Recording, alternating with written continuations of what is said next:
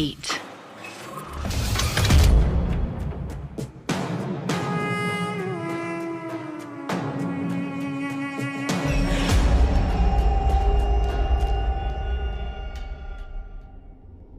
अंजलि चीखते हुए उठकर बैठ जाती है और अपने दिल पर हाथ रखकर जोर जोर से हाँफने लगती है। थैंक गॉड, ये सिर्फ एक सपना था।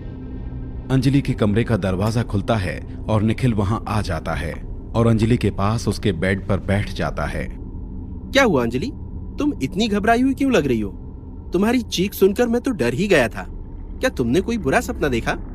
हाँ, मैंने एक बुरा सपना देखा। तुमने ऐसा क्या देख लिया जो इतनी बुरी तरह से डर गई? मैंने देखा कि देव ने वृंदा का खून पी लिया है और वो एक शैतान बन गया है। वो हम दोनों को अलग करना चाहता था। वो अंजलि, वो सिर्फ एक बुरा सपना था। अब तुम नींद से जाग गई हो तो तुम्हें उसे भूल जाना चाहिए। समझने की कोशिश करो। मैं मानती हूँ कि वो एक बुरा सपना था, लेकिन मेरा मन बहुत घबरा रहा है। मुझे कुछ बुरा होने का डर लग रहा है। मैंने कहा ना, वो सिर्फ एक सपना था, भूल जाओ उसे।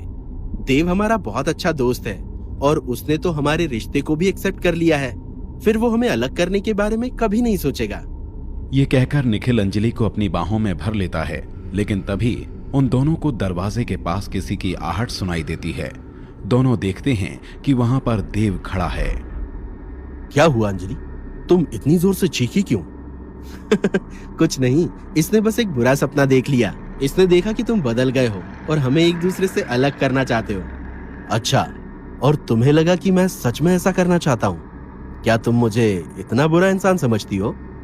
नहीं देव, ऐसी कोई बात नहीं है। वो सपना बस। मैं जानता हूँ मैंने तुम्हारा भरोसा तोड़ा है, लेकिन क्या तुम मुझे इतना बुरा इंसान समझती हो? अंजलि बेड से उठकर देव के पास आती है और उसके हाथ को पकड़कर कहती है, देव, तुम मेरे बहुत अच्छे दोस्त हो।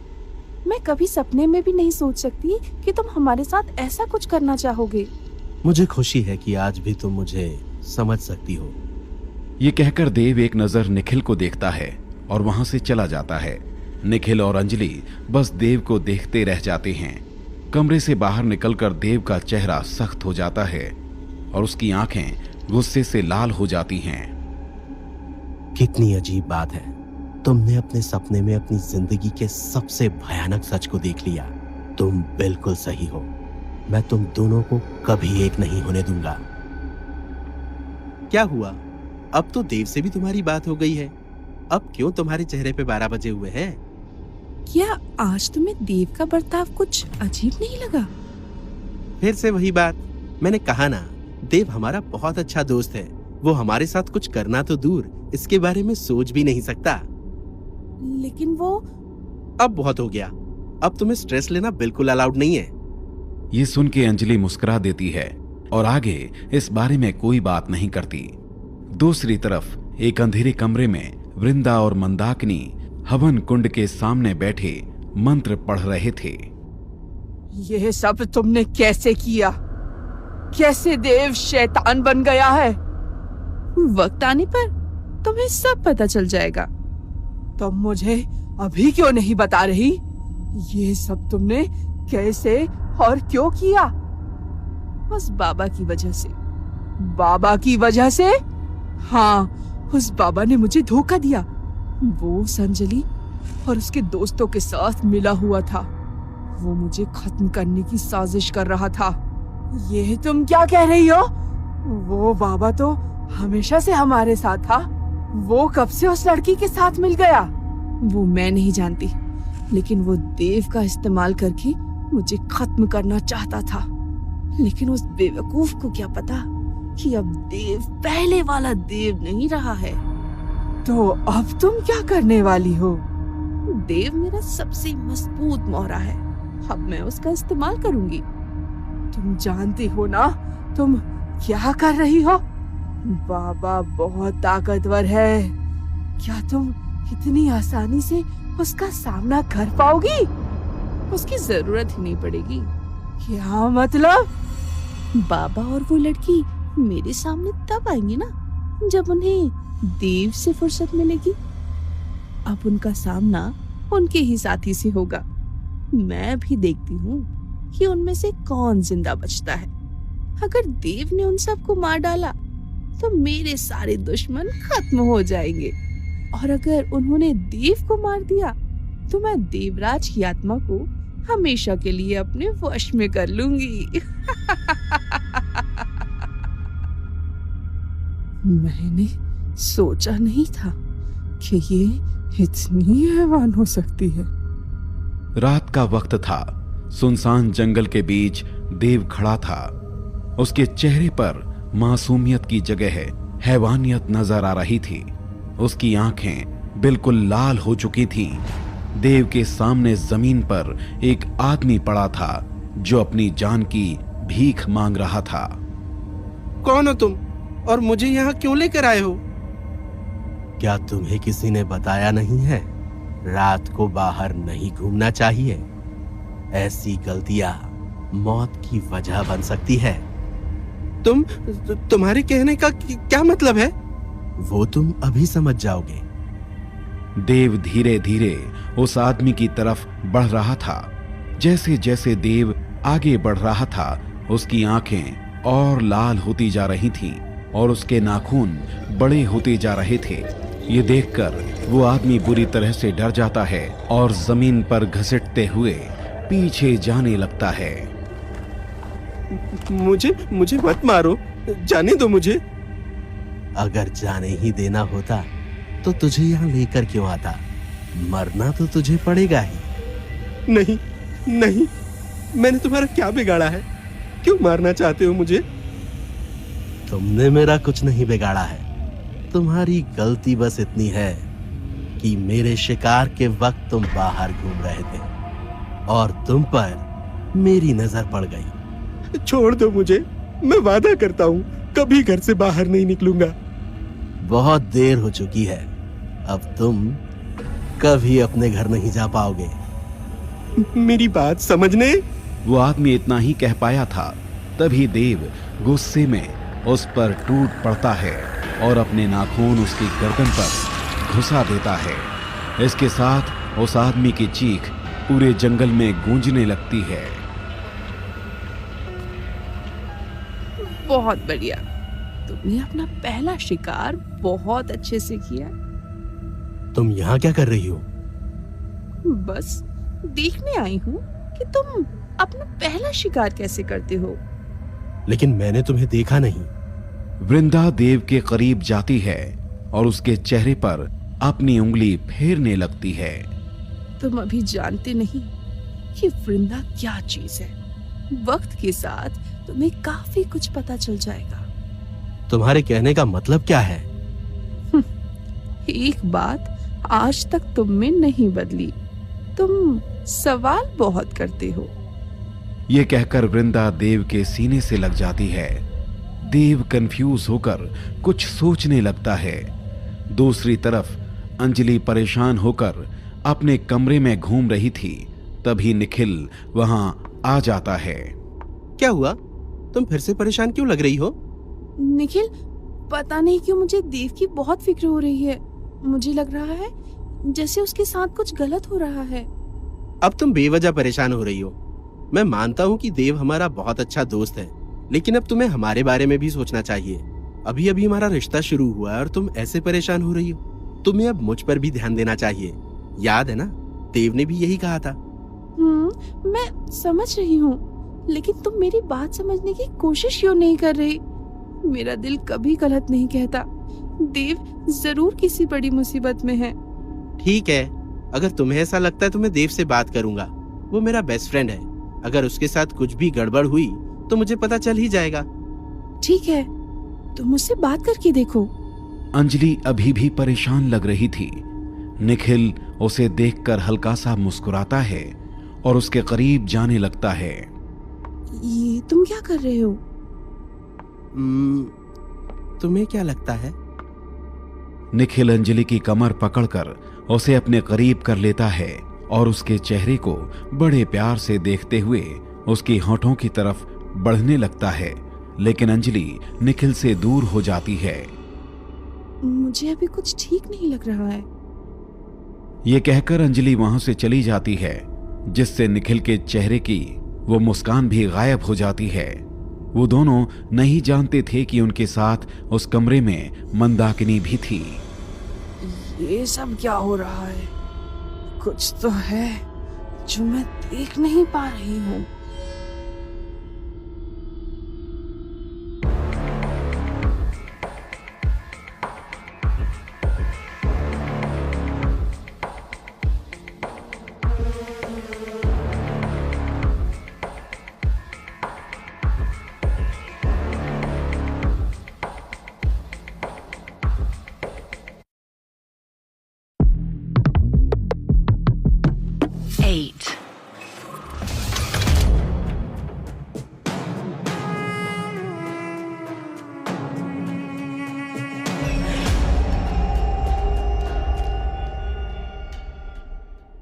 रात के 2 बज रहे थे।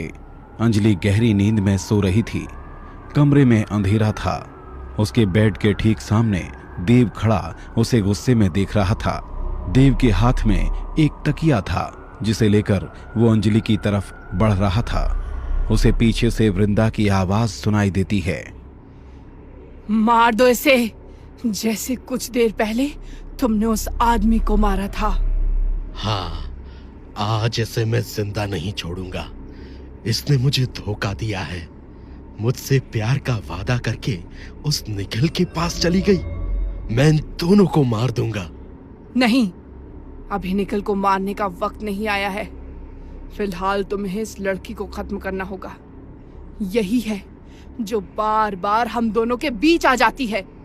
हाँ, इसने हमेशा मेरे साथ गलत किया है। इसीलिए तो कह रही हूँ, मार दो इसे। हाँ, आज ये जिंदा नहीं बचेगी। देव की आवाज सुन के अंजलि की नींद खुल जाती है और अंधेरे कमरे में अपने सामने किसी को देखकर डर जाती है और जोर से चीख पड़ती है। देव फौरन अंजलि के पास जाकर उसके मुंह पर अपना हाथ रख देता है। अंजलि, चीखो मत। ये मैं हूं, देव। तुम इस वक्त यहाँ क्या कर रहे हो? मैं तुमसे मिलने आया था। इस वक्त? हाँ, मुझे तुमसे कुछ जरूरी बात करनी थी। मुझसे? अरे ऐसी क्या जरूरी बात करनी थी कि तुम कल सुबह तक का इंतजार नहीं कर सकते थे? अंजलि, मैं तुमसे एक सवाल करना चाहता हूँ। क्या तुम सच में निखिल से प्यार करती हो? देव का सवाल सुनकर अंजलि सोच में पड़ जाती है। तुम क्या सोच रही हो? मैंने तुमसे कुछ पूछा है। हाँ, मैं उससे प्यार करती हूँ। फिर वो क्या था जो तुम मुझसे करती थी? देव, निखिल ने मेरा तब साथ दिया था जब तुमने मुझ पर भरोसा नहीं किया। क्या सिर्फ यही वजह थी कि तुमने उसके लिए मुझे छोड़ दिया? देव का सवाल सुनकर अंजलि फिर से सोच में पड़ जाती है। तभी देव को वृंदा की आवाज सुनाई देती है, जिसे सिर्फ वही सुन सकता था। ये तुम क्या कर रहे हो? तुम्हें उस लड़की को मारना है। मार दो उसे। वृंदा की आवाज सुनकर देव की आंखें फिर से सख्त हो जाती हैं। उसने पिलो को अपने पीछे छुपाकर रखा था।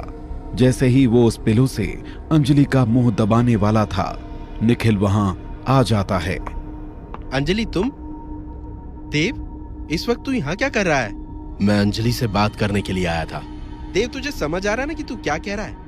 रात के 2 बजे और तू इस वक्त अंजलि से कोई जरूरी बात करने आया है? हाँ, तूने सही सुना। मैं अंजलि से कुछ जरूरी बात करने आया था। ठीक है, फिर तू जो बात करने आया था मेरे सामने ही कर। मैं भी जानना चाहता हूँ कि ऐसा क्या था जो तू कल सुबह तक भी वेट नहीं कर सकता था। निखिल, क्या तू मुझ पर शक कर रहा है? तू मुझे खुद पर शक करने के लिए मजबूर कर रहा है। देव गुस्से में निखिल की तरफ बढ़ता है। तभी अंजलि उन दोनों के बीच में आ जाती है। तुम दोनों ये क्या कर रहे हो? तुम देख नहीं रही हो कि ये मेरे साथ कैसे बर्ताव कर रहा है? तेरे कहने का क्या मतलब है?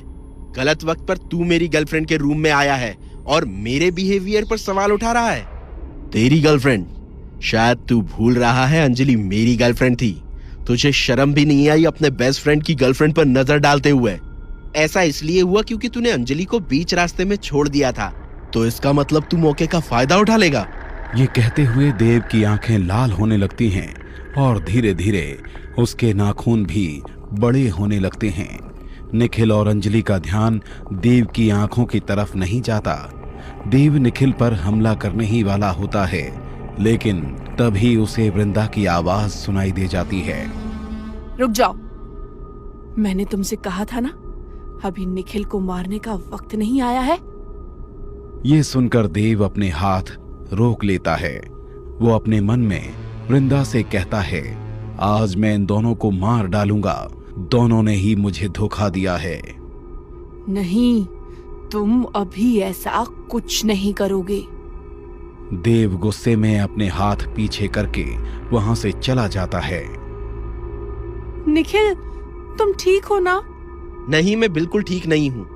देव मेरे बारे में क्या कुछ नहीं कह रहा था और तुम बस वहां खामोशी से वो सब सुन रही थी। तुम मुझसे ऐसे बात क्यों कर रहे हो? तुमने देखा नहीं, देव कुछ परेशान लग रहा था। और वैसे भी कल से मुझे ऐसा लग रहा है जैसे देव किसी मुसीबत में है। अगर तुम्हें देव की इतनी फिक्र है तो तुम उसी के पास जाओ। निखिल, ये तुम। अंजलि इतना ही कह पाई थी कि निखिल वहां से चला जाता है। निखिल, मेरी बात तो सुनो। ओह गॉड, इन दोनों को क्या हो गया है? कल तक तो सब कुछ ठीक चल रहा था। हमें मिलकर वृंदा और मंदाकिनी को खत्म करना है, और ये दोनों आपस में ही लड़ रहे हैं। तुम लोग मुझे क्या खत्म करोगे? मैं तुम सबको बर्बाद कर दूंगी, लेकिन सबसे पहले उस बाबा की बारी है। बाबा उस कमरे में अपनी साधना कर रहा था जहां वो अक्सर वृंदा और मंदाकिनी के साथ किया करता था। बाबा के साथ क्षमा भी वहां थी। कुछ देर तक अपनी पूजा करने के बाद बाबा एक झटके से अपनी आंखें खोल लेता है। क्या हुआ बाबा? आप परेशान लग रहे हैं। सब ठीक तो है ना? नहीं, कुछ तो है जो ठीक नहीं हो रहा। आज पूजा करते हुए बार बार मुझे ऐसा लग रहा था जैसे देवराज किसी मुसीबत में है। लेकिन बाबा, देवराज की मौत तो सालों पहले हो चुकी है। मुझे इसी बात का डर है। देवराज की मौत हो चुकी है, इसका मतलब देव खतरे में है। क्या? लेकिन ऐसा कैसे हो सकता है? यहाँ तो सब कुछ वैसा ही हो रहा है ना, जैसा हमने सोचा था। बिल्कुल, लेकिन मुझे ऐसा लग रहा है जैसे कुछ ऐसा है जो हम नहीं देख पा रहे हैं। तुम जाओ यहाँ से, वो यहीं आ रही है। कौन बाबा? वृंदा यहीं आ रही है। अगर उसने तुम्हें यहाँ देख लिया तो हमारी पूरी मेहनत बर्बाद हो जाएगी। क्षमा फौरन वहां से गायब हो जाती है और अगले ही पल वृंदा वहां पहुंच जाती है। वृंदा बाबा को ये नहीं बताना चाहती थी कि वो सच जान चुकी है। वृंदा, तुम इस समय यहाँ क्या कर रही हो? क्या हुआ बाबा?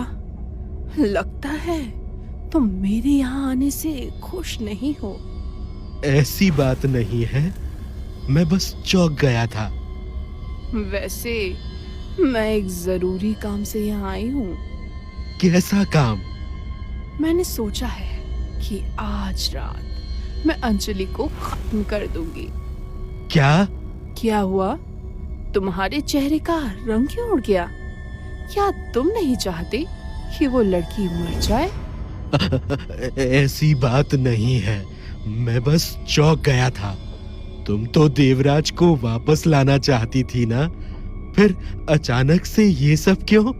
मुझे लगता है कि देवराज को वापस लाने से पहले अंजलि को मारना जरूरी है। जब तक वो जिंदा रहेगी, हमारे रास्ते में आती रहेगी। तो तुम मुझसे क्या चाहती हो? मैं चाहती हूँ तुम उस पर मारण क्रिया करो। ये तुम क्या कह रही हो? तुम्हें देखकर ऐसा क्यों लग रहा है कि तुम जानती हो कि मैं किसी पर मरण क्रिया नहीं करता। तुम्हारी तरह मैं कोई कातिल नहीं हूँ। मैं जानती हूँ, लेकिन इस बार तुम्हें ऐसा करना ही होगा। बाबा गुस्से में अपनी जगह से उठ जाता है। तुम कितनी भी कोशिश कर लो, मुझे किसी चीज के लिए मजबूर नहीं कर सकती हो। मुझे लगता है एक बार तुम्हें अपनी आंखें बंद करके देखनी चाहिए। तुम ये क्या बकवास कर रही हो? ये तो तुम्हें अपनी आंखें बंद करके ही पता चलेगा। बाबा अपनी आंखें बंद कर लेता है। आंखें बंद करते ही उसके चेहरे पर परेशानी की लकीरें आ जाती हैं और अगले ही पल वो अपनी आंखें खोल लेता है।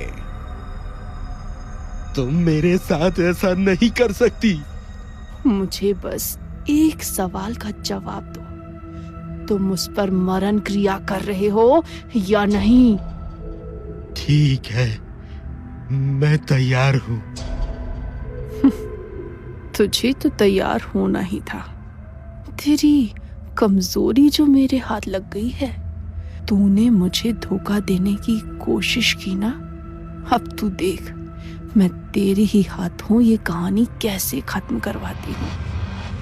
तू और देव मेरी मुट्ठी में हो। अब उस लड़की को कोई नहीं बचा सकता।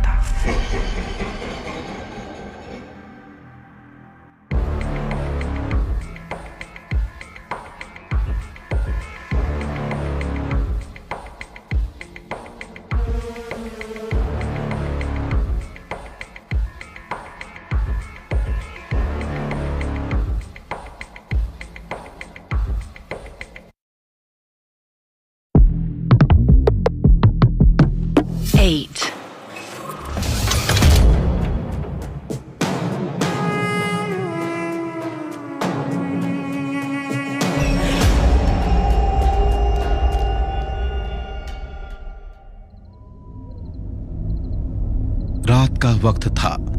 उस घने जंगल के बीच मंदाकिनी और वृंदा बातें कर रहे थे। आखिर तुमने ये किया कैसे? तुमने देव के साथ साथ बाबा को भी हमारी तरफ कर लिया है। तुमने देव को तो अपने वश में किया ही, लेकिन बाबा को, अंजलि को मारने के लिए कैसे मना लिया? कुछ बातें तेरी समझ के बाहर हैं। तू इनमें अपना दिमाग ना ही लगा तो तेरे लिए अच्छा होगा। वृंदा, शायद तू ये भूल रही है कि ये सब मैंने ही शुरू किया था। अगर मैं नहीं होती तो देवराज कब का तेरे हाथों से निकल गया होता। ये सब शुरू करके भी तूने क्या ही कर लिया। देवराज तो वैसे भी मुझे नहीं मिला और देव भी मेरे हाथ से निकलने ही वाला था। अगर मैं अपनी चाल नहीं चलती तो वो लड़की पहले ही जीत गई होती और उसने हम दोनों को खत्म कर दिया होता। तो तू मुझे बता क्यों नहीं देती कि आखिर तूने क्या किया है? बाबा की ऐसी कौन सी कमजोरी तेरे हाथ लग गई कि वो अंजलि पर मरण क्रिया करने के लिए तैयार हो गया? ज्यादा उतावलापन अच्छा नहीं है। समय आने पर तुझे सब पता चल जाएगा। अभी तू बस तमाशा देख। अब तू आगे क्या करने वाली है? क्या तू उस निखिल को भी?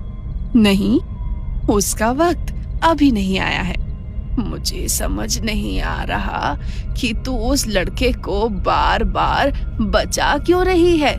तुझे कई बार मौका मिला। अगर तू चाहती तो उसे कब का मार चुकी होती, लेकिन तूने अब तक उसे कोई चोट नहीं पहुंचाई है।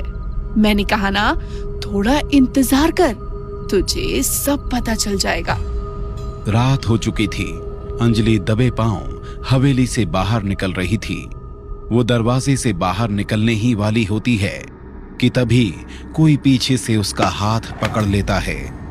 अंजलि घबराकर पीछे मुड़ती है और सामने खड़े शख्स को देखकर एक चैन की सांस लेती है। निखिल, तुम यहाँ क्या कर रही हो? यही सवाल तो मैं तुमसे पूछना चाहता हूँ। तुम इतनी रात को चोरी छुपे कहाँ जा रही हो? कहीं नहीं, मैं तो बस बाहर वॉक करने जा रही थी। अच्छा, तुम रात को 12 बजे वॉक करने जाती हो? ये मुझे नहीं पता था। मैं वो... देखो अंजलि, तुम्हें मुझसे झूठ बोलने की जरूरत नहीं है। सच सच बताओ, तुम कहाँ जा रही हो? मैं बाबा से मिलने जा रही हूँ। लेकिन तुम्हें इतनी रात को उनसे मिलने जाने की क्या जरूरत है? मुझे उनसे कुछ जरूरी सवाल पूछने हैं, इसीलिए मैं वहाँ जा रही हूँ जहाँ बाबा साधना करते हैं। लेकिन वहाँ मंदाकिनी और वृंदा हुए तो? नहीं, बाबा ने कहा था कि इस वक्त वो वहाँ नहीं होते। उन्होंने मुझे पहले ही बताया था कि अगर मुझे उनसे मिलना है तो 12 बजे उस घर में चली जाऊं। ठीक है, फिर मैं भी तुम्हारे साथ चलता हूँ। नहीं, तुम नहीं आ सकते। क्यों? मैं तुम्हारे साथ क्यों नहीं चल सकता? मैं नहीं चाहती कि देव को इस बारे में पता चले। अगर देव को जरा भी शक हुआ तो उसे संभालने के लिए तुम्हें यहीं रुकना होगा। लेकिन तुम देव से ये सब छुपाना क्यों चाहती हो? वो तो वृंदा को खत्म करने में हमारे साथ है। देव हमारे साथ तो है, लेकिन इस वक्त मुझे कुछ ठीक नहीं लग रहा है। मैं फिलहाल उसे इस बारे में नहीं बताना चाहती। मुझे अकेले ही जाना होगा। ठीक है, अगर तुम्हें ठीक लगता है तो अकेले ही जाओ, लेकिन मुझसे प्रॉमिस करो कि तुम अपना ख्याल रखोगी और किसी मुसीबत में नहीं फंसोगी।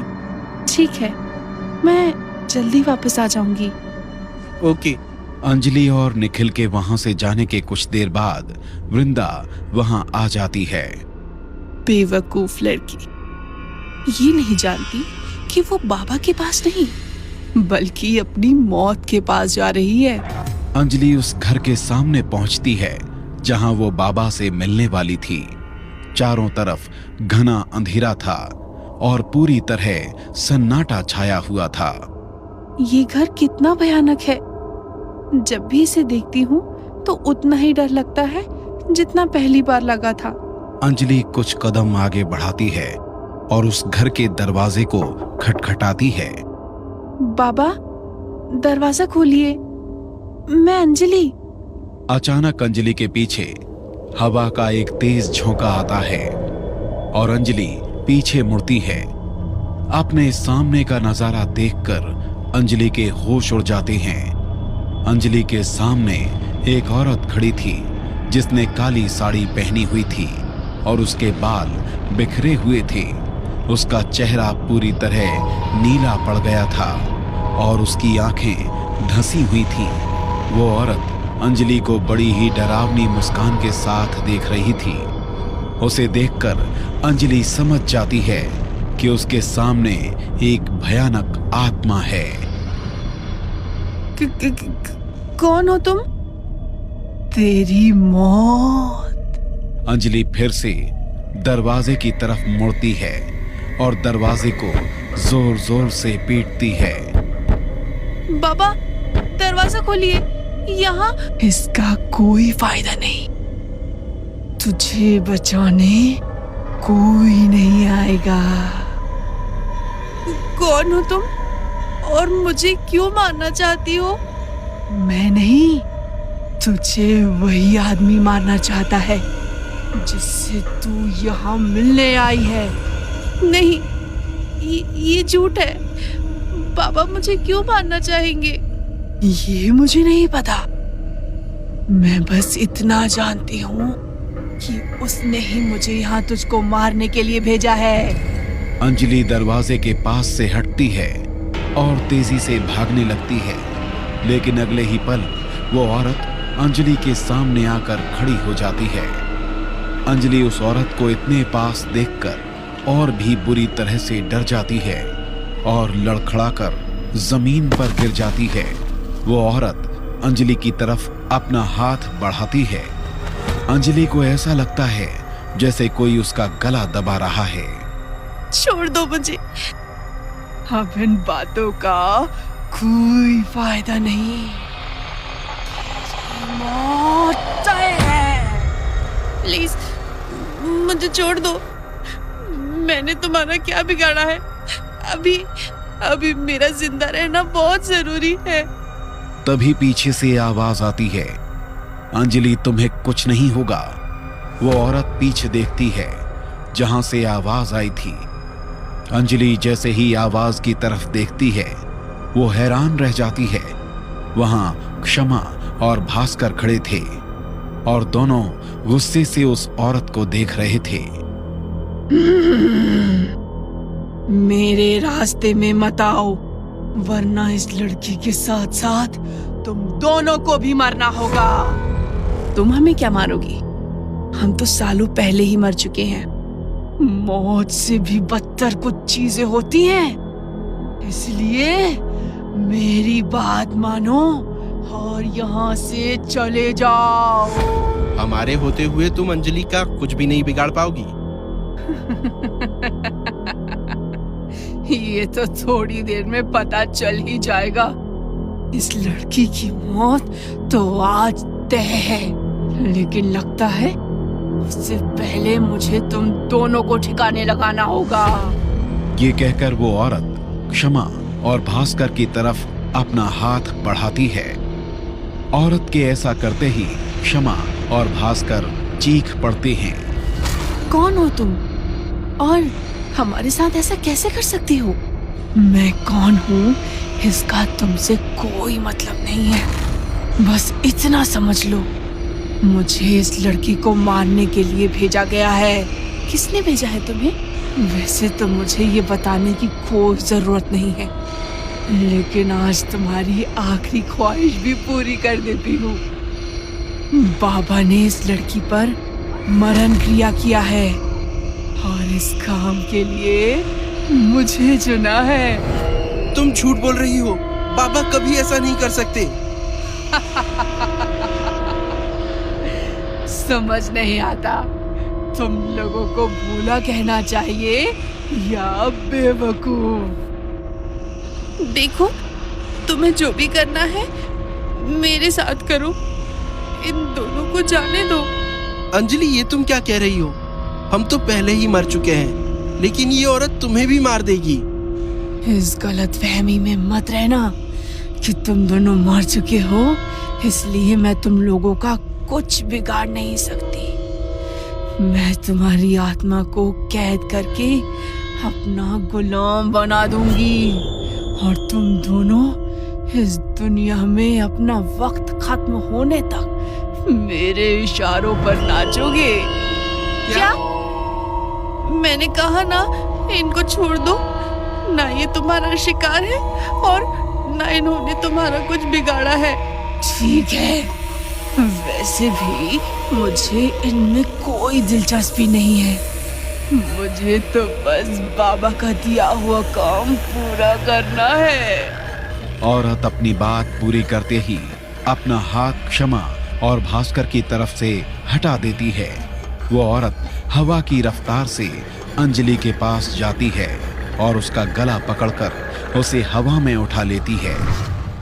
इस छोटे से काम के लिए तुम लोगों ने मेरा इतना समय खराब कर दिया। अंजलि हवा में लटकी हुई छटपटा रही थी। जैसे जैसे समय बीत रहा था, अंजलि का सांस लेना मुश्किल होता जा रहा था और उसका छटपटाना भी कम होता जा रहा था।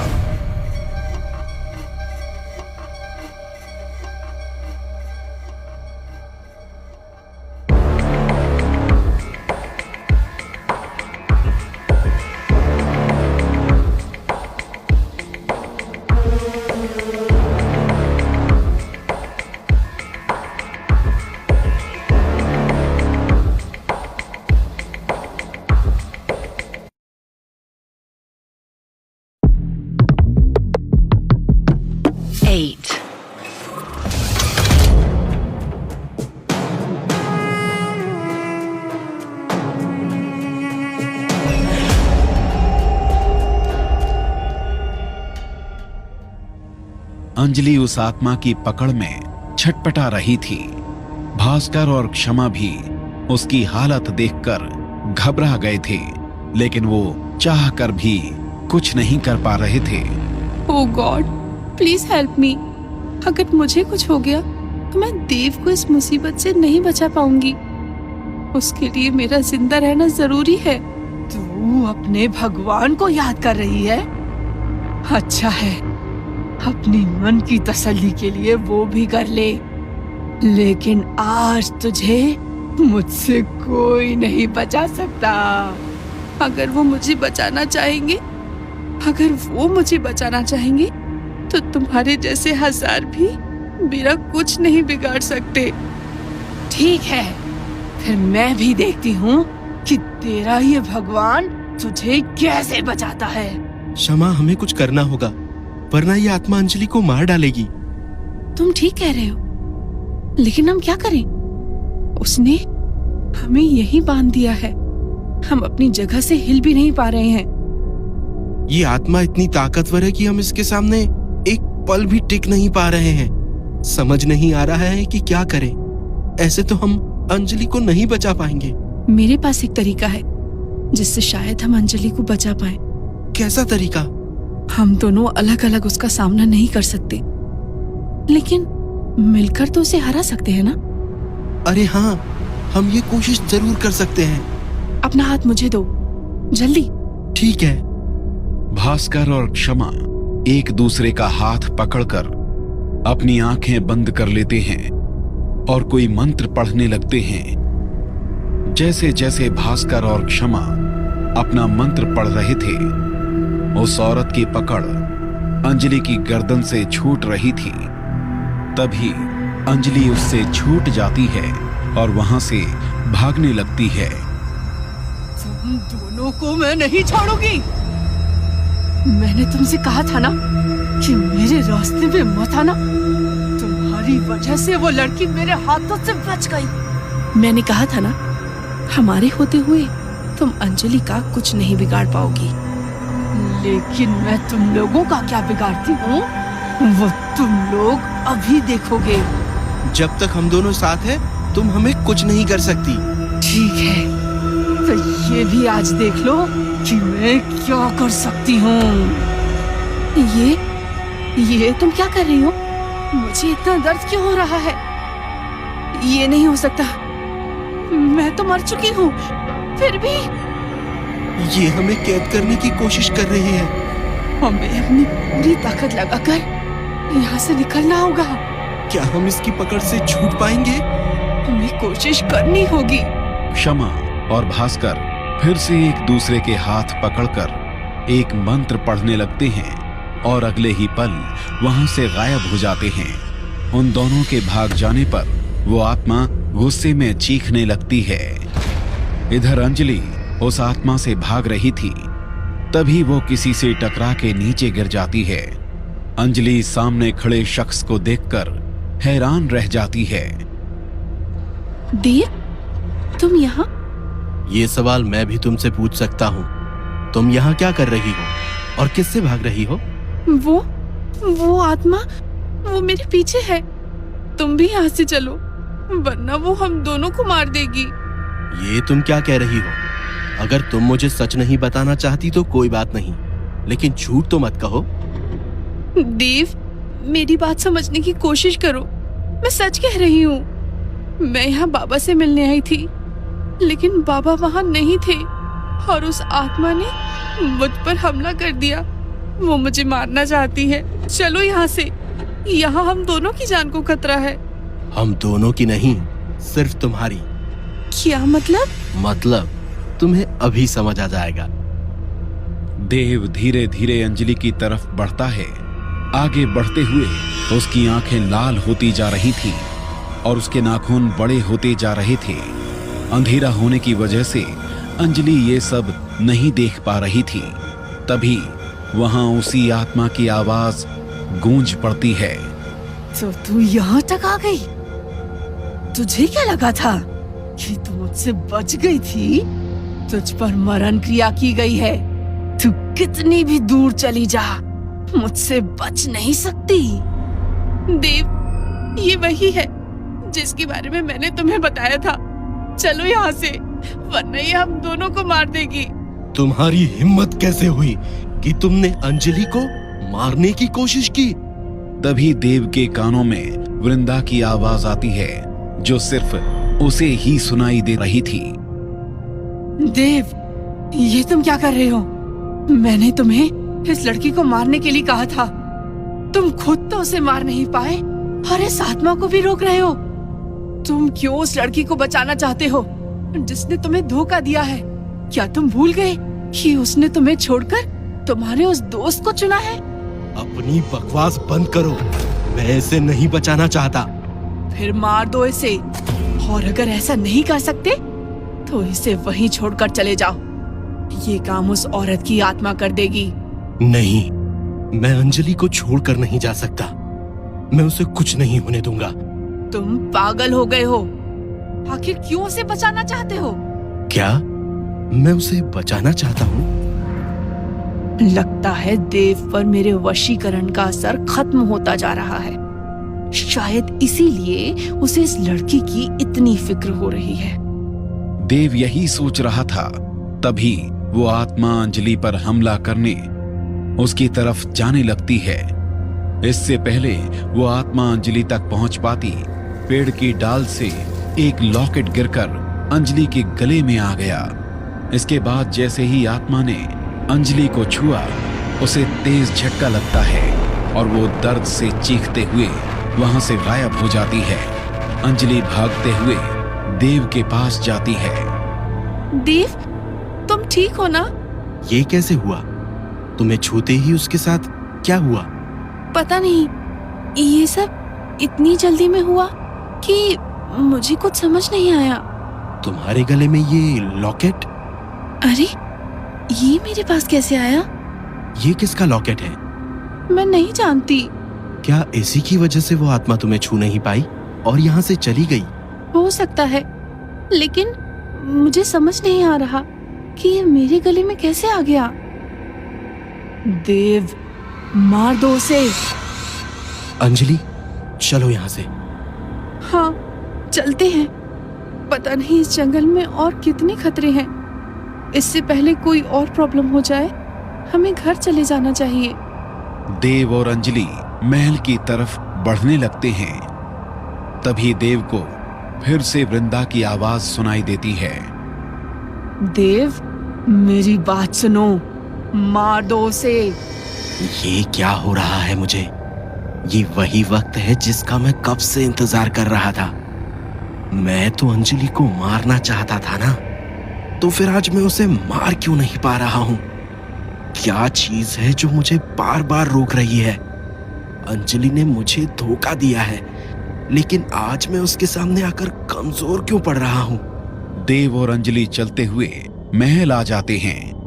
जैसे ही वो दरवाजे के पास पहुंचते हैं, अपने सामने खड़े शख्स को देखकर चौंक जाते हैं। उनके सामने और कोई नहीं बल्कि निखिल खड़ा था, जो गुस्से में उन दोनों को देख रहा था। निखिल, तू यहाँ? निखिल, देखो, कुछ भी सोचने से पहले एक बार मेरी बात सुन लो।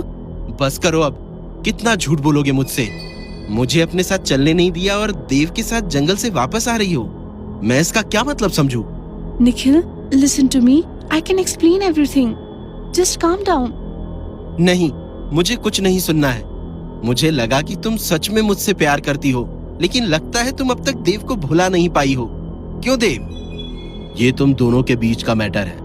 बेहतर है तू इसमें मुझे मत घसीट। मैटर तो तुम दोनों का ही था, शायद मैं ही बीच में आ गया। निखिल, मेरी बात तो सुनो। निखिल तेजी से चलते हुए अपने कमरे में आ जाता है और दरवाजे बंद कर देता है। अंजलि दरवाजे को खटखटाती है, लेकिन निखिल दरवाजा नहीं खोलता है।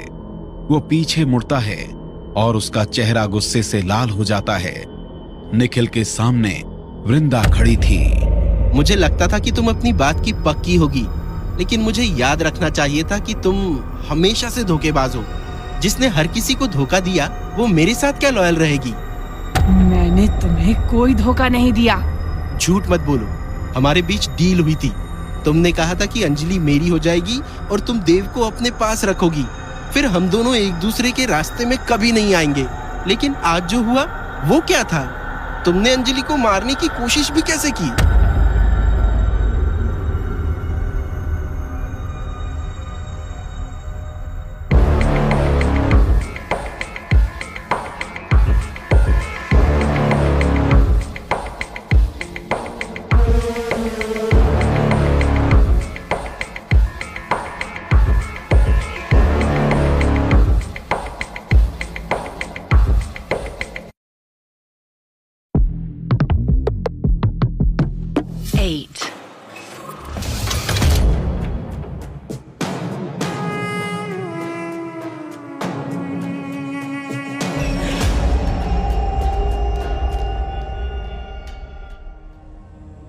हमारी डील होने के बाद भी तुमने अंजलि को मारने की कोशिश भी कैसे की?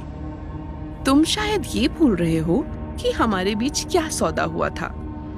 मैं कुछ नहीं भूल रहा, मुझे सब याद है। तुम अपने वादे से मुकर रही हो। नहीं, मैं अपने वादे से नहीं मुकर रही। हमारे बीच पहले ही ये तय हुआ था कि हम देव और अंजलि को अलग करेंगे और तुम अंजलि को यहाँ से कहीं दूर लेकर चले जाओगे और फिर देव मेरा हो जाएगा। लेकिन तुम ऐसा नहीं कर पाए। अंजलि अभी भी देव के साथ ही है। मैं अंजलि को दूर नहीं ले जा पाया, इसमें भी सारी गलती तुम्हारी ही है। तुम्हारा वशीकरण उन पे ठीक से काम नहीं कर रहा है। अंजलि कुछ देर के लिए मेरे पास आ तो गई, लेकिन वो बार बार देव की तरफ ही खींची चली जाती है। मुझे तो लगता है तुम्हारी सारी शक्तियां किसी काम की नहीं है। सोच समझ कर बात करो। अगर मैंने अपनी शक्तियां दिखाना शुरू की तो तुम में से कोई भी जिंदा नहीं बचेगा। अगले ही पल मंदाकिनी वहां आ जाती है। तो ये वजह थी कि देव और अंजलि एक दूसरे से अलग हो गए हैं। ये लड़का तेरे साथ मिला हुआ है। तुम यहाँ क्या कर रही हो? मुझे पहले से ही शक था कि तू कुछ तो कर रही है, इसीलिए मैंने तुझ पर नजर रखी थी। मुझे तो तुझ पर तब शक हो गया था जब तूने इस लड़के को मारने से मना कर दिया था, लेकिन पूरी बात अब समझ आ रही है।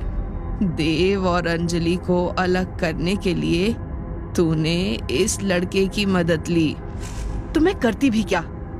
तेरा कोई भी तरीका मेरे काम नहीं आया। देव मेरे करीब आने की बजाय मुझसे और दूर होता जा रहा था, इसलिए मुझे इसकी मदद लेनी ही पड़ी। और तू तो उसका बचपन का दोस्त था, फिर तू क्यों उसे धोखा दे रहा है? कौन दोस्त? कैसा दोस्त? कहने को देव मेरा बेस्ट फ्रेंड है, लेकिन उसने मेरी अंजलि को मुझसे छीन लिया।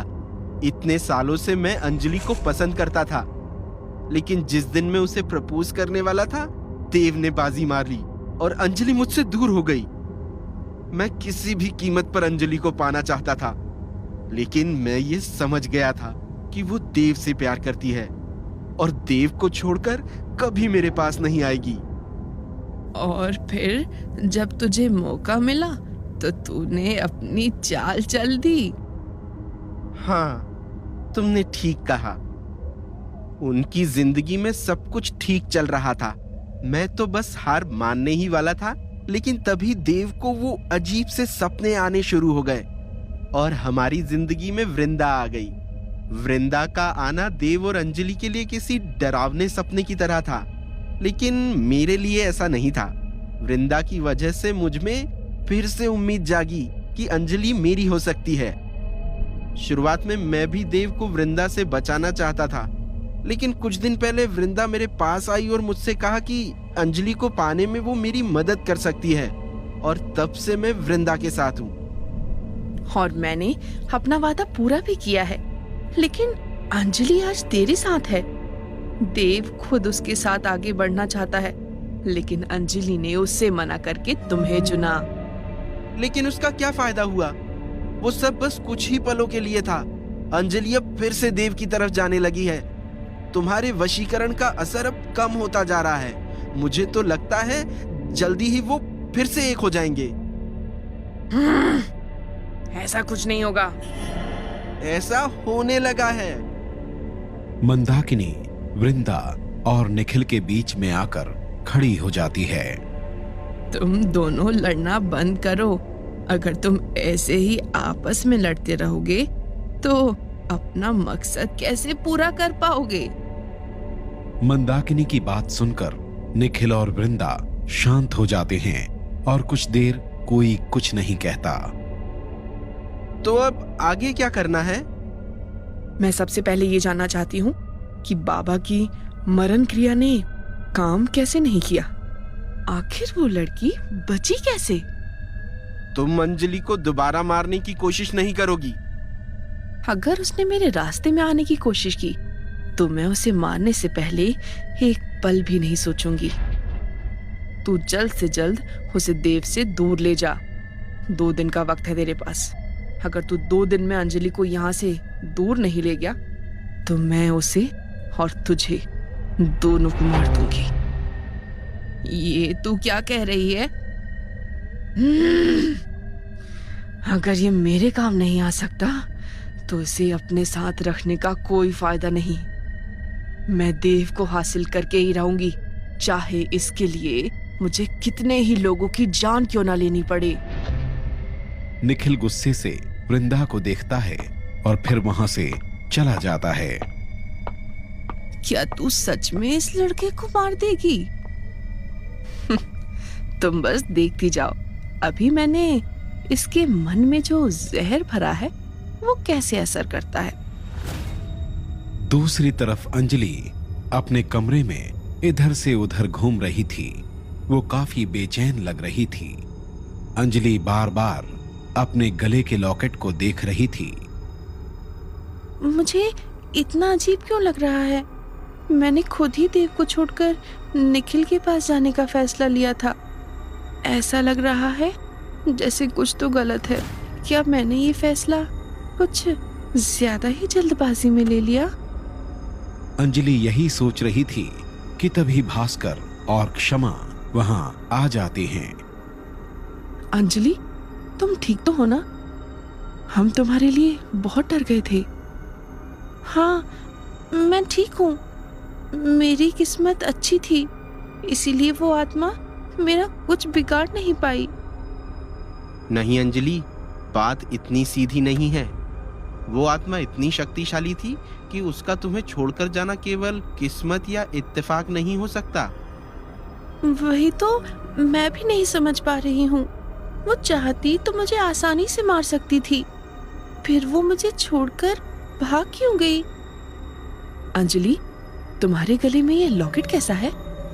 पता नहीं, जब मैं महल से निकली थी तब तो ये लॉकेट मेरे गले में नहीं था, लेकिन जब मैं वापस आई तो मैंने इसे अपने गले में पाया। जरा ये लॉकेट मुझे दिखाना। देखो। ये कैसे हो सकता है? क्या हुआ भास्कर, तुम इतने हैरान क्यों लग रहे हो? ये कोई आम लॉकेट नहीं है। आम लॉकेट नहीं है? ये तुम क्या बोल रहे हो? ये लॉकेट गीतांजलि का है। गीतांजलि का लॉकेट? लेकिन ये अंजलि के पास कैसे आया? यही बात तो मुझे भी समझ नहीं आ रही। लेकिन तुम्हें कैसे पता कि ये लॉकेट गीतांजलि का है? मुझे याद है, ये लॉकेट देवराज ने गीतांजलि को दिया था। वो आत्मा जब मुझ पर हमला कर रही थी, शायद तभी ये मुझ पर गिरा होगा। तब मैं एक पेड़ के नीचे खड़ी थी। ये तो बड़ी अजीब बात है कि गीतांजलि का लॉकेट उस पेड़ पर था और गिरकर तुम्हारे गले में आ गया। लेकिन ये लॉकेट इतना शक्तिशाली कैसे है जो इसने तुम्हें उस आत्मा से बचा लिया? अगर गीतांजलि के पास इतनी शक्तियां होती तो वृंदा उसे मार ही नहीं पाती। तुम कहना क्या चाहती हो? क्या कोई है जो मुझे उन सबसे बचाने की कोशिश कर रहा है? हाँ, कोई तो है जो तुम्हें वृंदा से बचाने की कोशिश कर रहा है, वरना इतनी बार वृंदा से बच पाना मुमकिन नहीं है। अंजलि क्षमा और भास्कर से बात कर ही रही थी, तभी कोई उसके दरवाजे पर दस्तक देता है। कौन है? अंजलि, मैं देव। अंजलि, तुम देव से बात करो, हम चलते हैं। नहीं, तुम दोनों यहीं रुको। क्या हुआ? तुम हमें रुकने के लिए क्यों कह रही हो? क्या तुम्हें लगता है कि तुम्हें देव से खतरा है? पता नहीं क्यों, लेकिन पिछले कुछ दिनों से देव मुझे बदला बदला सा लग रहा है। क्या मतलब? मैंने देव की आंखों में अपने लिए गुस्सा और नफरत देखा है। देव को मैं अच्छे से जानती हूँ, वो किसी से ऐसे नफरत नहीं कर सकता। मुझे डर है कि उसके साथ जरूर कुछ गलत है। तुम दोनों इसे बेहतर समझ सकते हो। मैं चाहती हूँ कि तुम दोनों भी देव पर ध्यान दो। अंजलि, दरवाजा खोलो, मुझे तुमसे बात करनी है। दरवाजा खोल दो, देव हमें नहीं देख पाएगा। अंजलि दरवाजा खोल देती है। क्या तुम बिजी हो? तुमने दरवाजा खोलने में इतना वक्त लगा दिया? नहीं, मैं बस चेंज कर रही थी। खैर तुम बताओ, इस वक्त यहाँ कैसे? क्या बात करनी है तुम्हें? देव कुछ सोचते हुए अंजलि को देखने लगता है। वो समझ नहीं पा रहा था कि जो बात उसके दिमाग में चल रही है उसे अंजलि से कैसे कहे।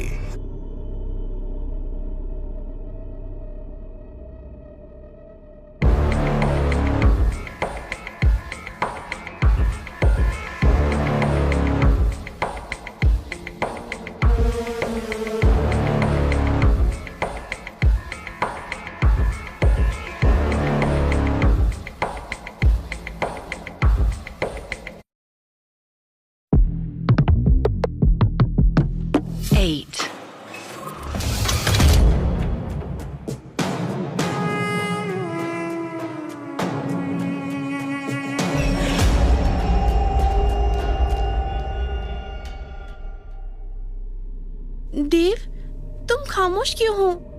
बोलो, तुम क्या कहना चाहते हो? अंजलि, वो मैं तुम इतना नर्वस क्यों हो रहे हो? बात क्या है? वो मैं तुमसे कहना चाहता था कि तुम और मैं, मेरा मतलब वो निखिल। देव, साफ साफ कहो ना। तभी अंजलि और देव को पैलेस के लिविंग एरिया से कुछ लोगों के बात करने की आवाज सुनाई देती है। इस वक्त यहाँ कौन आ सकता है? हाँ, ये तो काफी अजीब है। रात के 2 बजे तो सारे लोग सो जाते हैं। पता नहीं इस वक्त कौन आ सकता है। तुम्हें ये आवाज कुछ जानी पहचानी नहीं लग रही? चलो चलकर देखते हैं। देव और अंजलि चलकर पैलेस के लिविंग एरिया में आ जाते हैं। अपने सामने का नजारा देखकर उनकी आंखें हैरानी से बड़ी हो जाती हैं। उनके सामने 3 लोग खड़े थे। वो देव और अंजलि को देखते ही जोर से चिल्लाते हैं। वो तीनों देव और अंजलि की तरफ आगे बढ़ते हैं और उन्हें हग कर लेते हैं। अंजलि और देव भी उन्हें देखकर खुशी से मुस्कुराने लगते हैं। What a pleasant surprise! तुम लोग यहाँ? तुम लोगों को इतनी रात को यहाँ नहीं आना चाहिए था। कल सुबह आ जाते। देव और अंजलि के सामने उनके 3 दोस्त खड़े थे, शिल्पा, अक्षय और शुभम। अरे, हमने तो तुम लोगों को पहले ही बताया था कि हम तुमसे मिलने आने वाले हैं। और क्या हमने कभी अपना प्रॉमिस तोड़ा है जो इस बार तोड़ देते? लेकिन कल ऐसा क्या है? देव, वो तुम लोग तो ऐसे बिहेव कर रहे हो जैसे कल कुछ बहुत स्पेशल है। देव, तू कल का दिन कैसे भूल सकता है? हम हर साल इस दिन को सेलिब्रेट करते हैं। हाँ, वो मेरे दिमाग से निकल गया था। अरे, तुम दोनों हमारे कॉलेज के बेस्ट कपल हो। हम तुम दोनों की एनिवर्सरी कैसे भूल सकते हैं? जब पिछले 4 सालों से हम तुम्हारी एनिवर्सरी एक साथ सेलिब्रेट करते आ रहे हैं, तो इस बार कैसे भूल सकते थे? लिसन गाइस, हमें तुम लोगों को कुछ बताना है। क्या हुआ? कोई प्रॉब्लम है? नहीं, ऐसी कोई बात नहीं है। हम इस बारे में बाद में बात करेंगे। तुम लोग बहुत दूर से आए हो, थक गए होगे। पहले थोड़ी देर आराम कर लो। हाँ यार, मैं तो बुरी तरह से थक गया हूँ। पहले ये बताओ कि इस राजमहल में कुछ खाने को मिलेगा या ऐसे ही सोना पड़ेगा? क्यों नहीं, चलो पहले तुम लोग फ्रेश हो जाओ, तब तक मैं खाना तैयार करने को कहता हूँ। जैसा आपका हुक्म देव जी। अंजलि अपने तीनों दोस्तों के साथ गेस्ट रूम की तरफ बढ़ती है। उन 5 को नहीं पता था कि निखिल फर्स्ट फ्लोर से उन सबको देख रहा था और उनकी बातें सुन रहा था। देव और अंजलि के दोस्तों को यहां देखकर निखिल की आंखें गुस्से से लाल हो गई थीं। जब भी मैं सोचता हूँ कि सब कुछ ठीक कर दूंगा, कोई ना कोई नई मुसीबत आ जाती है। मैं बस 2 दिन में कैसे भी अंजलि को यहाँ से लेकर जाने ही वाला था, लेकिन अब ये नई प्रॉब्लम आ गई। अब मैं और खामोश नहीं बैठ सकता। अब जो भी मेरे रास्ते में आएगा उसे अपनी जान से हाथ धोना पड़ेगा। अंजलि अपने दोस्तों को लेकर गेस्ट रूम में आ जाती है। महल का वो कमरा बहुत ही आलीशान था। तीनों दोस्त उस कमरे को देखकर हैरान रह जाते हैं। यार, ये गेस्ट रूम तो किसी 5 स्टार होटल से भी अच्छा है। हाँ यार, बाहर से तो ये महल किसी खंडहर की तरह दिखता है, लेकिन अंदर से ये काफी शानदार है।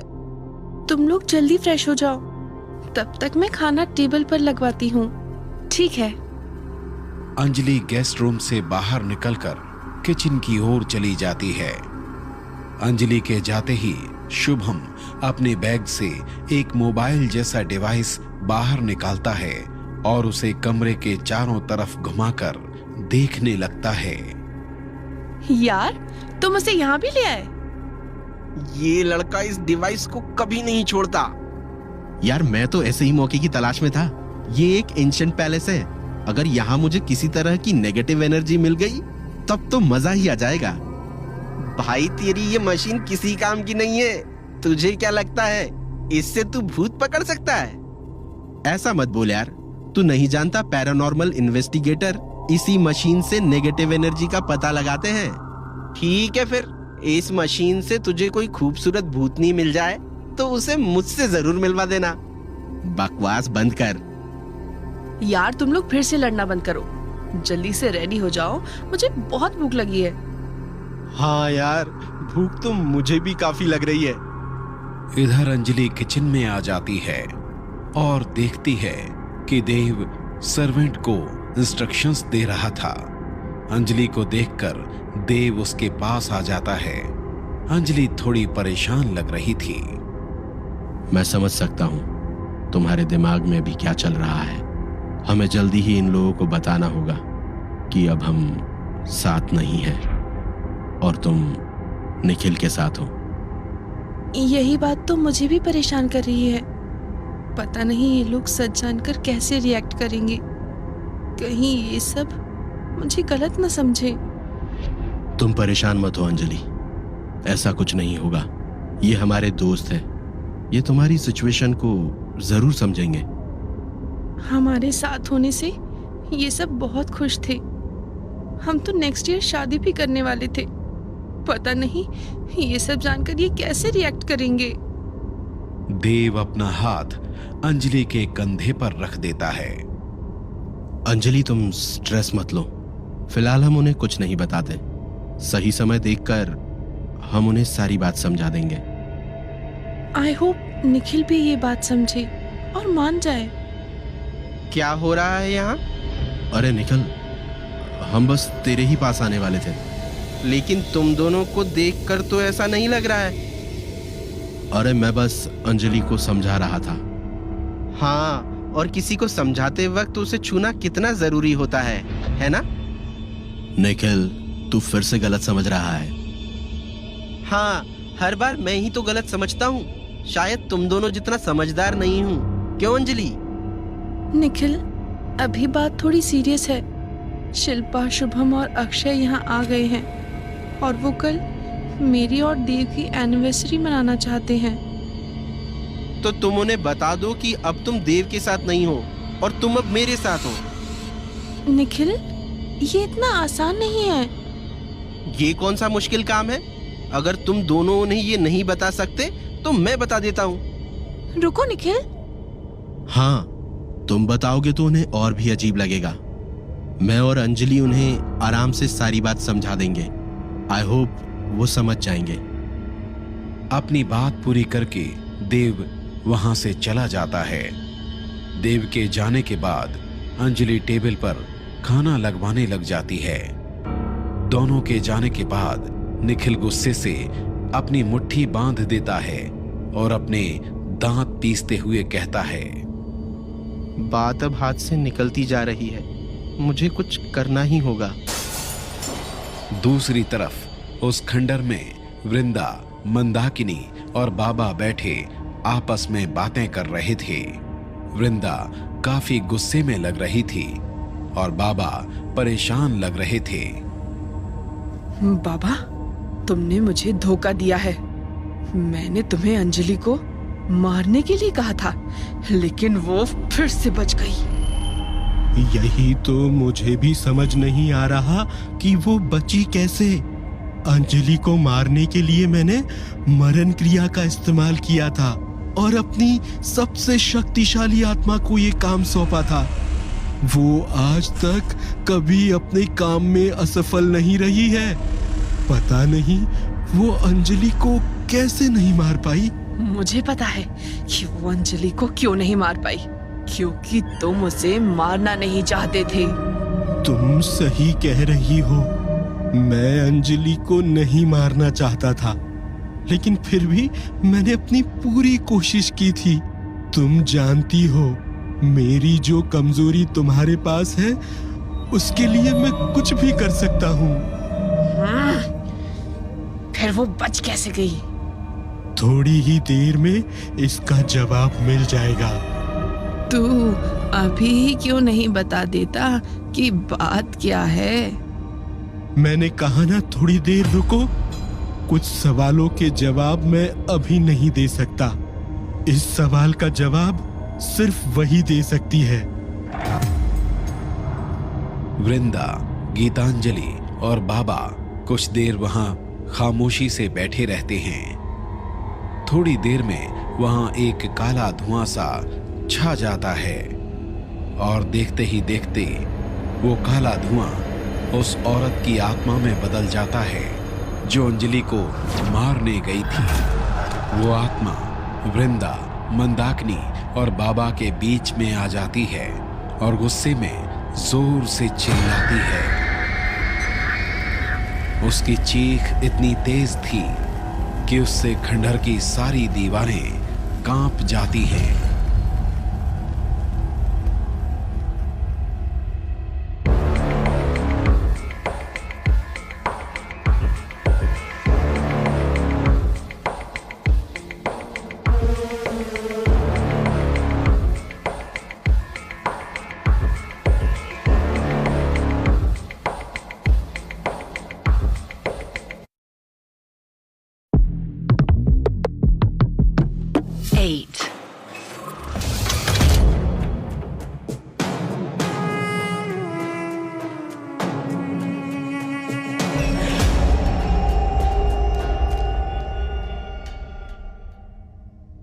क्यों बुलाया है मुझे यहाँ? क्योंकि तू अपना काम पूरा नहीं कर पाई है। जबान संभाल के, वरना ऐसी हालत करूंगी कि किसी से बात करने लायक नहीं रहेगी। तुझे जिसका ऐसा हाल करने के लिए भेजा था, उसका तो तू कुछ नहीं बिगाड़ पाई और मुझे धमकी दे रही है। वृंदा, ये मेरी गुलाम है और सिर्फ मेरी ही बात मानती है, इसीलिए तुम चुप रहो। क्या हुआ था वहां? मैंने तुम्हें अंजलि को मारने के लिए भेजा था। आज तक तो तुम कभी खाली हाथ नहीं लौटी, फिर इस बार क्या हो गया? उस ताबीज की वजह से मुझे उसे मारे बिना ही वापस आना पड़ा। कौन सा ताबीज? उस लड़की की गर्दन पर एक ताबीज था जो बहुत शक्तिशाली है। मैंने जैसे ही उसे छुआ, मुझे एक जोर का झटका लगा। मैं उस ताबीज की ऊर्जा को बर्दाश्त नहीं कर पा रही थी, इसलिए मुझे वहां से दूर जाना पड़ा। लेकिन पहले तो तुमने उसकी गर्दन पकड़ ली थी और उसे लगभग मार ही दिया था, तब तो तुम्हें कोई झटका नहीं लगा? हाँ, जब पहली बार मैंने उस पर हमला किया तब तो उसके गले पर कोई ताबीज नहीं था, लेकिन थोड़ी ही देर बाद जब मैंने दूसरी बार उस पर हमला किया तब वो ताबीज उसकी गर्दन पर था और इसीलिए मैं उसे छू नहीं पाई। ये किस ताबीज की बात कर रही है? और ताबीज ऐसे अचानक कैसे उसके गले में आ सकता है? बाबा, क्या तुम फिर से अंजलि पर हमला नहीं कर सकते? ये मेरी सबसे शक्तिशाली आत्मा है। अगर ये उस लड़की के पास नहीं जा सकती, तो फिर कोई दूसरी आत्मा भी उसका कुछ नहीं बिगाड़ पाएगी। हमें सबसे पहले जानना होगा कि उसके गले में कौन सा ताबीज है और उसे अंजलि से अलग करना होगा। तभी हम अपने मकसद में कामयाब हो सकते हैं। तुम क्या सोच रही हो? मुझे लगता है कोई उसे हमसे बचाने की कोशिश कर रहा है। कौन? वो तो मुझे नहीं पता, लेकिन जिस तरह से वो लड़की हर बार तुमसे बच रही है, ये कोई इत्तेफाक तो नहीं हो सकता। जो भी उसे बचाने की कोशिश कर रहा है, उस लड़की के साथ मैं उसे भी मार दूंगी। रात के 3 बज रहे थे। देव अपनी खिड़की के पास खड़ा था। उसकी आंखें गुस्से से लाल हो रही थीं और वो गुस्से से अपनी मुट्ठी बांधे हुए था। वृंदा देव के पीछे खड़ी मुस्कुरा रही थी। क्या हो गया था मुझे? मेरे पास इतना अच्छा मौका था, फिर भी मैंने अंजलि को मारा क्यों नहीं? इस पर मेरे वशीकरण का असर फिर से होने लगा है। मैं उसे और एक भी पल जिंदा नहीं देखना चाहता। मैं उसे अभी मार दूंगा। नहीं, तुम ऐसे ही उसे नहीं मार सकते। हमें सही मौके का इंतजार करना होगा। अभी घर में और भी कई लोग हैं। मैं नहीं चाहती कि मामला और उलझ जाए। तुम कब से इन सब की परवाह करने लगी? तुम तो इतनी ताकतवर हो कि अगर चाहो तो इन सब को अभी खत्म कर सकती हो। हाँ, मैं कर सकती हूँ, लेकिन किसी वजह से मैं तुम्हारे बाकी 3 दोस्तों को अभी नहीं मारना चाहती। तुम सही मौका देखकर अंजलि को खत्म कर दो। ठीक है, इस बार मौका मिलने पर अंजलि को नहीं छोड़ूंगा। अपनी बात पूरी करके देव उस कमरे से बाहर चला जाता है। अब मैं देखती हूँ मेरा वशीकरण कैसे काम नहीं करता। मैंने इस बार अपनी पूरी ताकत लगा दी है। उस लड़की को अब कोई भी नहीं बचा सकता। देव गुस्से में अंजलि के कमरे की तरफ बढ़ रहा था, लेकिन अचानक उसके कदम रुक जाते हैं।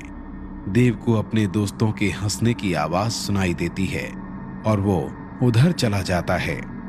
डाइनिंग टेबल पर अक्षय, शुभम, शिल्पा और अंजलि हंसते हुए आपस में बातें कर रहे थे और निखिल वहीं नाराज बैठा था। देव, तू वहां क्या कर रहा है? यहाँ आ और हमारे साथ बैठ। मैं तुझे बताता हूँ कि आज इस बेवकूफ शुभम के साथ क्या हुआ है। हर किसी को ये बात बतानी जरूरी है क्या? अरे तू तो मेरा बेस्ट फ्रेंड है और बिना तेरी बेइज्जती किए मुझे खाना ठीक से डाइजेस्ट नहीं होता। जल्दी आओ देव, किस सोच में खोए हुए हो? तुझे पता है आज शुभम गांव की एक लड़की से पिट गया। अक्षय बस भी कर यार, क्यों बात का बतंगड़ बना रहा है? अरे अभी तो मैंने बताना शुरू भी नहीं किया और तू मुझे बस करने के लिए कह रहा है। इनको भी तो पता चलना चाहिए आज गांव में तेरा कैसे स्वागत हुआ है। पहले ही दिन पिट गया हमारा शुभम। यार वो बस मिसअंडरस्टैंडिंग थी और कुछ नहीं। वो मिसअंडरस्टैंडिंग नहीं, तुम्हारी बेवकूफी थी। अब गांव की लड़की से इंग्लिश में एड्रेस पूछोगे तो वो थोड़ी ही समझेगी बुद्धू। अरे तुम लोग आपस में ही हंसते रहोगे या हमें भी बताओगे कि आखिर हुआ क्या था? ये भाई साहब गांव की एक लड़की से पैलेस का एड्रेस पूछने गए थे, वो भी इंग्लिश में। उसे लगा कि ये उसे छेड़ रहा है, फिर क्या उसने गांव के लोगों को बुलाकर इसकी पिटाई करवा दी। कितनी बेवकूफ लड़की थी और गांव वाले भी कितने अजीब हैं। एड्रेस पूछने पर कोई इतना मारता है क्या? तेरी पिटाई एड्रेस के कारण नहीं हुई। तू उसे समझाने के लिए जो इशारे कर रहा था उसका मतलब उसने कुछ और समझ लिया। देव कुछ कदम आगे बढ़ाता है और अंजलि के पास एक चेयर पर बैठ जाता है। ये मुझे क्या हो रहा है? कुछ देर पहले तो मैं अंजलि को मार देना चाह रहा था, लेकिन अचानक से ये सब मुझे अच्छा क्यों लग रहा है? ऐसा लग रहा है कि अंजलि ऐसे ही हमेशा मेरे पास रहे। अंजलि के लिए मेरे इमोशंस बार चेंज क्यों हो रहे हैं? यार निखिल, तुझे क्या हो गया? जब से हम यहाँ आए हैं तू बस मुंह फुलाए बैठा है, कोई बात है क्या? नहीं, ऐसी कोई बात नहीं है। ऐसा लग तो नहीं रहा, तेरा चेहरा देखकर तो ऐसा लग रहा है जैसे तेरी गर्लफ्रेंड किसी और के साथ भाग गई हो। हाँ निखिल, मैं भी काफी देर से नोटिस कर रही हूँ। तुम हमसे ठीक से बात भी नहीं कर रहे हो। कोई प्रॉब्लम है तो तुम हमसे शेयर कर सकते हो। मैंने कहा ना, कोई बात नहीं है। अरे ऐसे कैसे कोई बात नहीं है? मैं समझ गया, ये बेचारा दो लव बर्ड्स के बीच में फंस गया है। अब हमेशा देव और अंजलि को एक साथ देखता होगा तो इसे भी थोड़ा तो अकेला फील होता ही होगा। देव और अंजलि कॉलेज की तरह हमेशा एक दूसरे के साथ लगे रहते होंगे और बेचारा निखिल अकेले बोर होता रहता होगा। हाँ यार निखिल, आखिर तू भी कब तक सिंगल रहेगा? मुझे लगता है तुझे भी अपने लिए एक अच्छी सी पार्टनर ढूंढ लेनी चाहिए। वैसे भी कुछ दिनों में देव और अंजलि की शादी हो जाएगी, फिर तुझे भी तो किसी की कंपनी चाहिए होगी ना। अक्षय की बात सुनकर सभी लोग जोर से हंसने लगते हैं। देव के फेस पर भी स्माइल आ जाती है। मुझे तो लगता है कि अंजलि का कन्यादान भी निखिल ही करेगा। अक्षय, शुभम और शिल्पा फिर से जोर से हंसने लगते हैं। निखिल इन तीनों को देखते हुए गुस्से से टेबल पर जोर से हाथ मारता है और उठकर वहां से जाने लगता है। निखिल रुको। अरे हम तो बस मजाक कर रहे थे, इसमें इतना भड़कने की क्या बात है? कुछ नहीं, वो हम काफी दिनों से शहर से दूर इस गांव में है ना, इसीलिए निखिल थोड़ा इरिटेट हो गया है। डिनर के बाद शुभम अपनी मशीन लेकर कमरे से बाहर निकल रहा था। यार शुभम, तू कहाँ जा रहा है? काफी रात हो गई है, तू चुपचाप आकर सो जा। अरे मैं इसी काम के लिए तो यहाँ आया था, तू भूल गया क्या? यार ये तेरा भूत पकड़ने वाला भूत कब उतरेगा? यार उसे ही तो ढूंढना है। क्या तुझे सच में लगता है कि तेरी इस मशीन से कुछ हो पाएगा? मैंने तुझे कितनी बार बताया है कि इस मशीन का इस्तेमाल करके बहुत सारे पैरानॉर्मल एक्सपर्ट्स ने नेगेटिव एनर्जी को कैप्चर किया है। तू अच्छे से जानता है, मैं यहाँ इसी मकसद से आया हूँ। मैंने इस प्लेस के बारे में बहुत सी कहानियां सुनी है। अगर यहाँ कुछ भी एनर्जी है तो मैं उसे महसूस करना चाहता हूँ। लेकिन तुझे अभी ये सब करने की क्या जरूरत है? तू बाद में भी ये सब कर सकता है ना। यार तू तो जानता है मुझ में बिल्कुल पेशेंस नहीं है। जो काम मुझे करना होता है उसे मैं जल्द से जल्द पूरा करता हूँ। देख, दिन के 4 बजने वाले हैं। मैंने सुना है कि 4 बजे के बाद नेगेटिव एनर्जी कमजोर हो जाती है और पकड़ में नहीं आती। तू जब तक अपनी इन्वेस्टिगेशन शुरू करेगा 4 बज जाएंगे और इन सब का कोई फायदा नहीं होगा। एक काम कर, आज रात के लिए इसे छोड़ दे। अपनी इन्वेस्टिगेशन कल करना। कल मैं भी तेरे साथ चलूंगा। क्या सच में?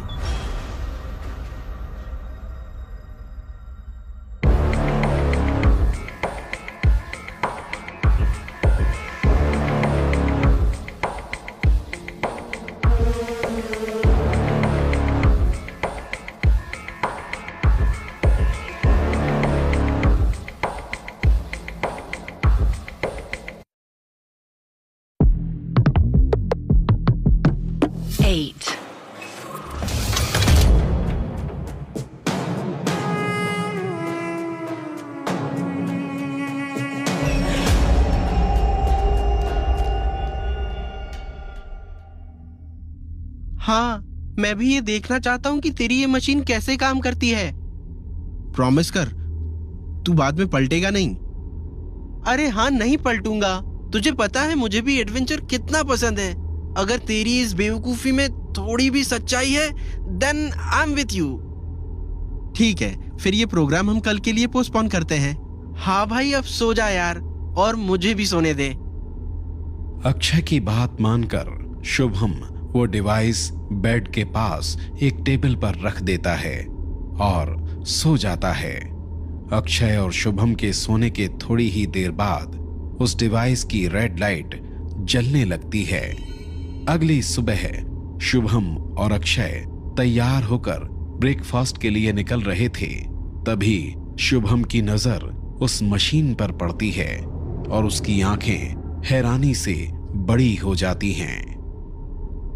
This is impossible. ये कैसे हो सकता है? क्या हुआ?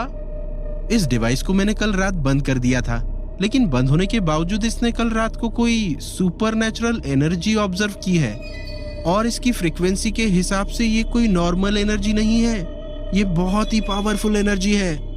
लेकिन जब तूने डिवाइस को ऑफ कर दिया था तो फिर ये कैसे? अरे यार, तुम दोनों अभी तक यहीं खड़े हो? चलो नीचे, ब्रेकफास्ट लग चुका है, जल्दी नाश्ता कर लेते हैं। हाँ, हम बस आ ही रहे थे। क्या हुआ शुभम, तुम्हारे चेहरे पर 12 क्यों बजे हुए हैं? यार वो मेरी मशीन। शुभम, अब तुम फिर से शुरू मत हो जाओ। यार तुम लोग मेरी बात को समझने की कोशिश क्यों नहीं कर रहे? इसमें अब भी रेड लाइट जल रही है, इसका मतलब अब भी यहाँ आसपास कोई नेगेटिव एनर्जी है।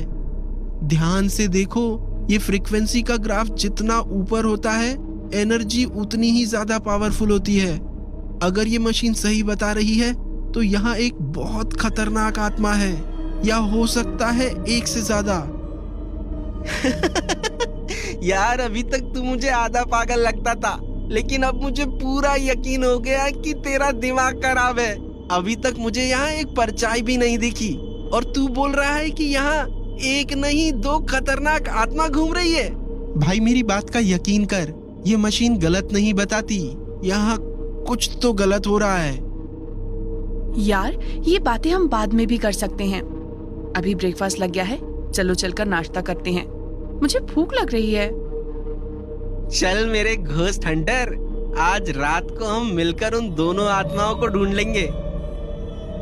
ये कहकर तीनों डाइनिंग हॉल की तरफ चले जाते हैं। तीनों के रूम से चले जाने के बाद मंदाकिनी वहां आ जाती है।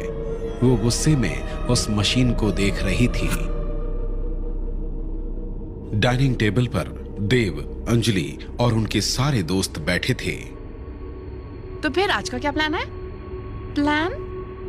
हाँ यार, हर साल तो तुम लोग इस दिन बहुत एक्साइटेड होते थे, हमारे कुछ बोलने से पहले ही तुम्हारा प्लान रेडी होता था। फिर आज तुम दोनों इतने शांत शांत क्यों लग रहे हो? वो हमने अभी तक इस बारे में कुछ सोचा नहीं है। निखिल, तू क्यों खामोश बैठा है? तू तो जानता है ना, हर साल हम इस दिन को सेलिब्रेट करते हैं। तूने इनकी एनिवर्सरी मनाने के लिए कोई तैयारी क्यों नहीं की है? बेहतर यही होगा ये सवाल तू इन दोनों से ही पूछ। गाइस, कोई प्रॉब्लम है क्या? क्या तुम लोगों का कोई झगड़ा हुआ है? वो हम काफी टाइम से तुम्हें एक बात बताना चाहते हैं। अरे बातें तो बाद में होती रहेंगी, आज तो बस पार्टी होगी। निखिल, ब्रेकफास्ट के बाद हम पार्टी के लिए तैयारी शुरू करते हैं। निखिल गुस्से में टेबल को जोर से मारता है और उठकर खड़ा हो जाता है। बंद करो ये सब, यहाँ कोई एनिवर्सरी पार्टी नहीं होगी। क्यों? और तुम इतना गुस्सा क्यों कर रहे हो? क्योंकि अब अंजलि देव की नहीं मेरी गर्लफ्रेंड है। इन दोनों का ब्रेकअप हो चुका है और इस बार अंजलि ने मुझे चुना है। क्या? हाँ, यही सच है और बेहतर होगा अगर पूरी कहानी तुम अपने इस दोस्त से पूछ लो। यार ये कैसे हुआ? तुम दोनों तो हमारे कॉलेज के बेस्ट कपल थे और तुम्हारा ब्रेकअप हो गया। और तो और अंजलि अब निखिल के साथ है। अंजलि, क्या निखिल सच कह रहा है? अंजलि, तुम खामोश क्यों हो? शिल्पा के सवाल का जवाब दो। क्या तुम सच में अब निखिल के साथ हो?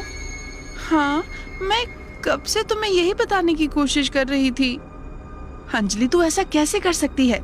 क्या तू नहीं जानती कि देव तुझसे कितना प्यार करता है? इसके बावजूद तूने उसे डंप कर दिया। इसमें अंजलि की कोई गलती नहीं है। देव, तू ऐसे कैसे कह सकता है? अंजलि तुझे छोड़कर अब तेरे बेस्ट फ्रेंड के साथ है। इसका हम और क्या मतलब समझे? शुभम, मेरी बात समझने की कोशिश कर।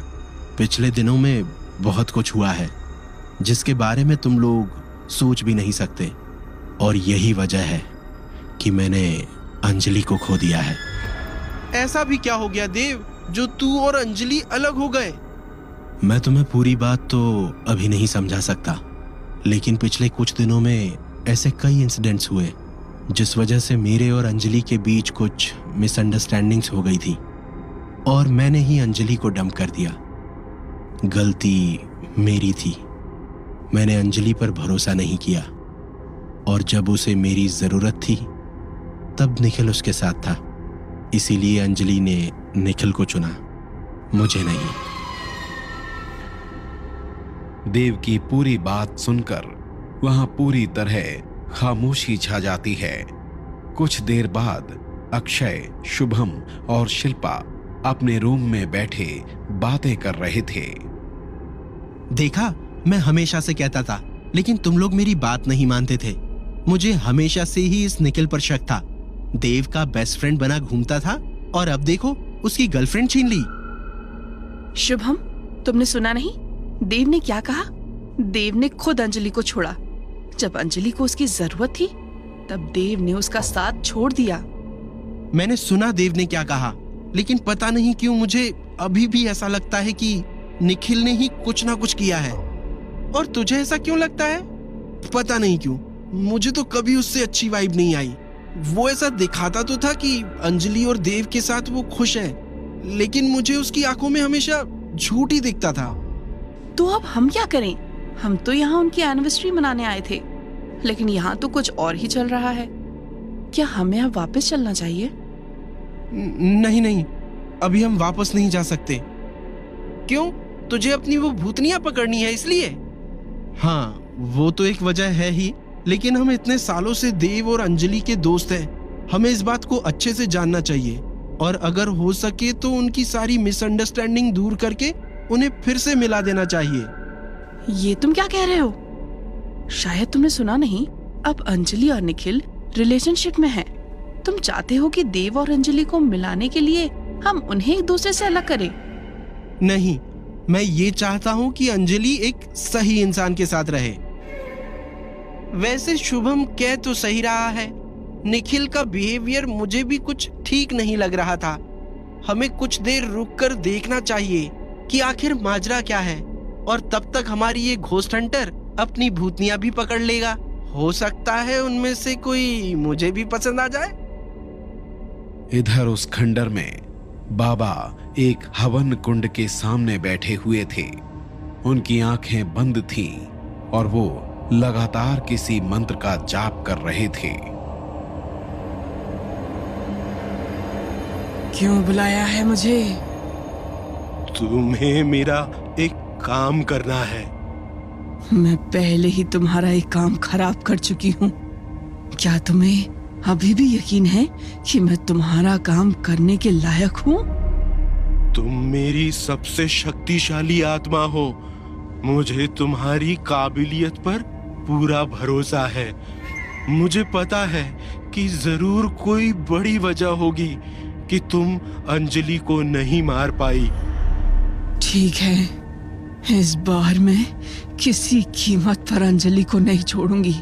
चाहे कुछ भी हो जाए, मैं उसे खत्म करके ही वापस आऊंगी। नहीं, मैंने तुम्हें अंजलि को मारने के लिए नहीं बुलाया है। फिर मुझे क्या करना होगा?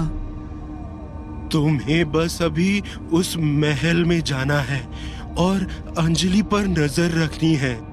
तुम्हें उसके उस तावीज के बारे में भी पता लगाना है कि वो किसका है और अंजलि को कैसे मिला। लेकिन उस महल में वो वृंदा और उसकी माँ रहती है। अगर मैं वहां गई तो उन्हें पता चल जाएगा।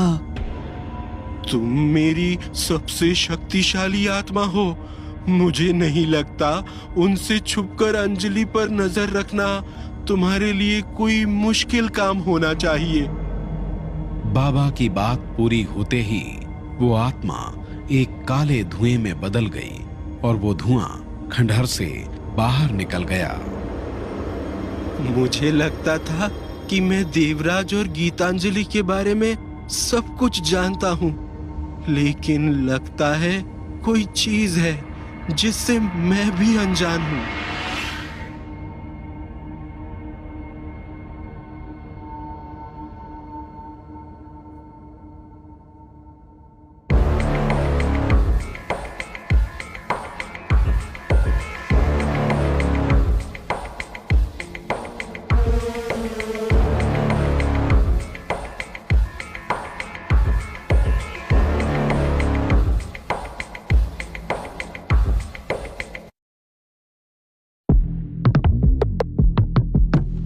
8.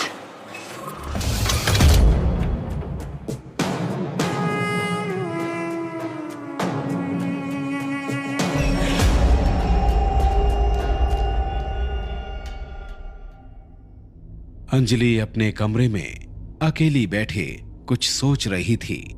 तभी कोई उसके दरवाजे पर दस्तक देता है। कौन है?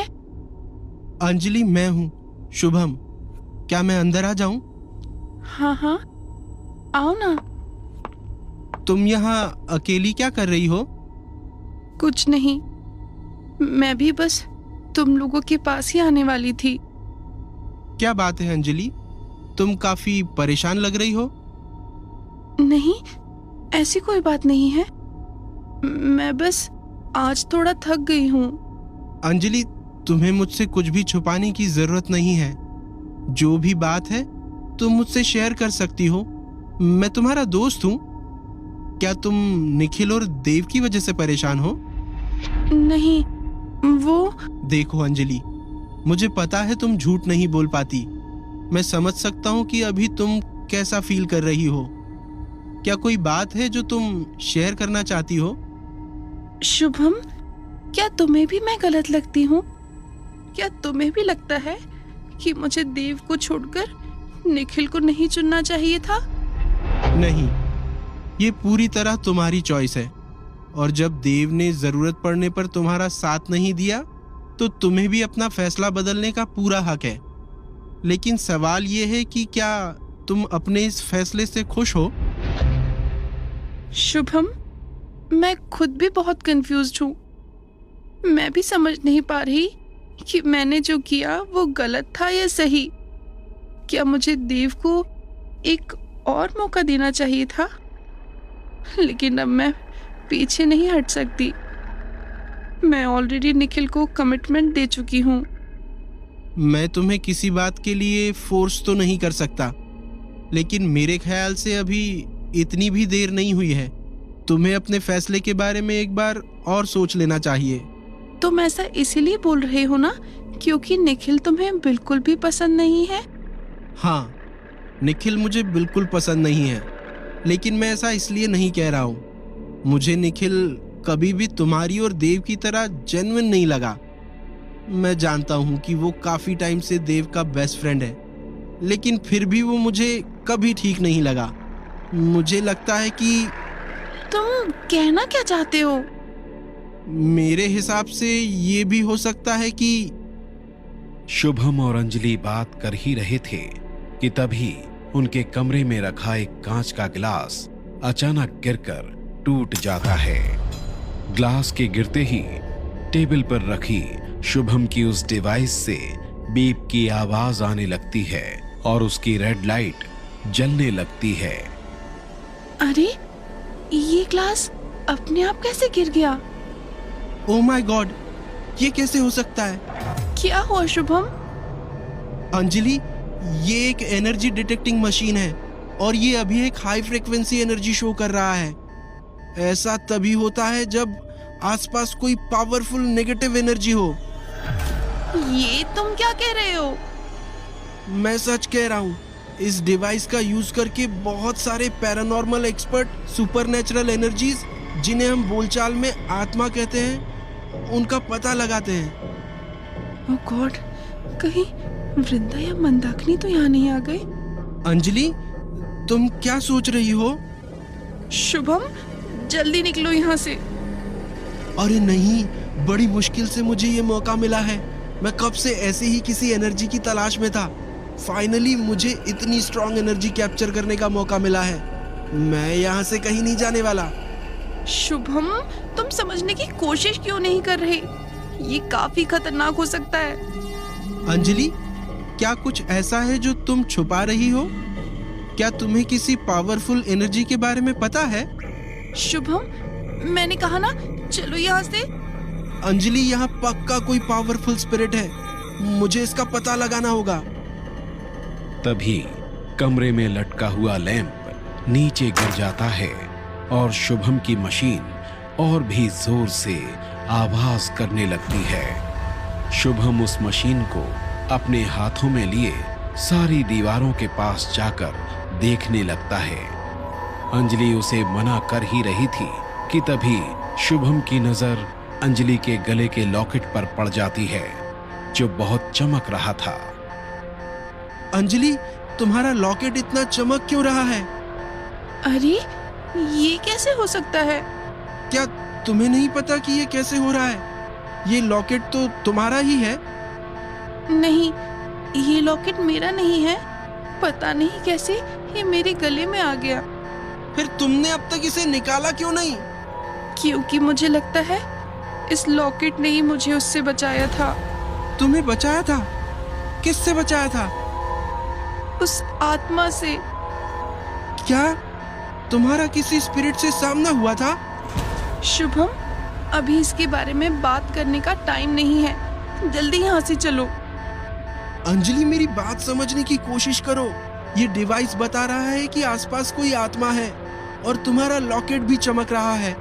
क्या तुम्हारा लॉकेट भी यही बताना चाहता है कि आसपास कोई आत्मा है? उस कमरे की लाइट बंद चालू होने लगती है और सारा सामान हिलने लगता है। शुभम, फौरन यहाँ से निकलो। यहाँ हमारी जान को खतरा है। मैं कब से इस मौके का इंतजार कर रहा था। आज मैं अपने सारे सवालों के जवाब पाए बिना कहीं नहीं जाने वाला। शट अप शुभम, यहाँ पहले ही कई लोगों की मौत हो चुकी है। ऐसा करके तुम अपने साथ साथ मेरी जान भी खतरे में डाल रहे हो। चलो यहाँ से। अपनी बात पूरी करके अंजलि शुभम का हाथ पकड़ती है और उसे लेकर भागते हुए कमरे से बाहर चली जाती है। उन दोनों के बाहर जाते ही कमरे में वही काला धुआं छा जाता है और कुछ ही पल में वो धुआं उस औरत में बदल जाता है। ये कैसे हो सकता है? मैं तो खामोशी से इस लड़की पर नजर रख रही थी। इससे मेरे होने का एहसास कैसे हो सकता है? क्या कोई है जो इसे सारे खतरों का संकेत दे रहा है? जरूर कोई बहुत बड़ी ताकत इस लड़की को सारे खतरों से बचाना चाहती है। मुझे बाबा को इस बारे में बताना ही होगा। वो आत्मा फिर से काले धुएं में बदल जाती है और फिर अचानक वहां से गायब हो जाती है। दूसरी तरफ आधी रात को उस खंडहर में वृंदा और निखिल बैठे हुए थे। वृंदा आंखें बंद करके कोई मंत्र पढ़ रही थी और निखिल बस एकटक उसे देख रहा था। कुछ देर बाद वृंदा अपनी आंखें खोलती है। तुमने 2 घंटे से मुझे यहाँ बिठा कर रखा है। क्या तुम मुझे बताओगी मुझे यहाँ क्यों बुलाया है? क्या तुम कुछ देर शांत नहीं रह सकती? मैं तुम्हारा ही काम कर रही हूँ। तुम मेरा कौन सा काम कर रही हो? वैसे भी अब मुझे तुम्हारी किसी भी बात पर भरोसा नहीं है। अगर तुमने अभी मुझसे ऐसे बात करना बंद नहीं किया तो उन लोगों से पहले तुझे अपनी जान गंवानी पड़ जाएगी। अगर तुम्हें मुझे मारना होता तो कब का मार चुकी होती। लेकिन तुम अच्छी तरह जानती हो कि अंजलि को हराने के लिए तुम्हें मेरी जरूरत है और मेरे बिना तुम कभी अपने मकसद में कामयाब नहीं हो सकती। इसीलिए बार बार मुझे मारने की धमकी देना बंद करो। इस लड़के को मेरी कमजोरी का पता चल गया है, इसीलिए मेरे सर पर चढ़ता जा रहा है। अब क्या सोच रही हो? जिस काम के लिए मुझे बुलाया है वो पूरा करो। मुझे वापस जाना है। पता नहीं वहाँ देव और उसके दोस्त क्या खिचड़ी पका रहे होंगे। वो देव बार बार अंजलि के करीब आने की कोशिश कर रहा है। अब ऐसा कुछ नहीं होगा। ये कहकर वृंदा की नजर सामने रखे एक सेब पर जाती है। वृंदा उस सेब को उठाती है और उसे निखिल की तरफ बढ़ा देती है। तुमने इतनी रात को मुझे यहाँ एप्पल देने के लिए बुलाया है? बेवकूफ लड़के, ये कोई मामूली सेब नहीं है। इस पर मैंने वशीकरण मंत्र का इस्तेमाल किया है। इसे अपने हाथों से अंजलि को खिला देना। ऐसा करने पर वो लड़की कम से कम 3 दिनों तक तुम्हारी हर बात मानेगी और इसी बात का फायदा उठाकर तुम उसे यहाँ से कहीं दूर ले जाओगे। जैसे ही अंजलि देव से दूर जाएगी मैं देव को मारकर उसकी आत्मा को हमेशा के लिए अपना बना लूंगी और फिर मैं और मेरा देवराज हमेशा के लिए एक हो जाएंगे। उसके बाद अगर मेरा वशीकरण टूट भी जाता है तो भी कोई बात नहीं। उस लड़की के वापस आने से पहले देव की मौत हो चुकी होगी। वो चाहकर भी कुछ नहीं कर पाएगी। क्या सच में ऐसा हो सकता है? अगर तूने बिना कोई बेवकूफी किए ये काम पूरा कर दिया तो जरूर हो सकता है। ठीक है, फिर मैं जाकर ये एप्पल जल्द से जल्द अंजलि को खिला दूंगा। पर एक बात का ध्यान रखना, इस फल को खाने के बाद 1 घंटे तक अंजलि कुछ और खाए या पिए नहीं, वरना इस फल का असर कम हो जाएगा। ठीक है, मैं इस बात का पूरा ध्यान रखूंगा। इतना कहकर निखिल उस सेब को लेकर वापस पैलेस के लिए निकल जाता है। निखिल के जाने के बाद वृंदा के चेहरे पर शातिर मुस्कान आ जाती है। बस एक बार देवराज मेरा हो जाए, फिर मैं उस लड़की के साथ तुझे भी मार दूंगी।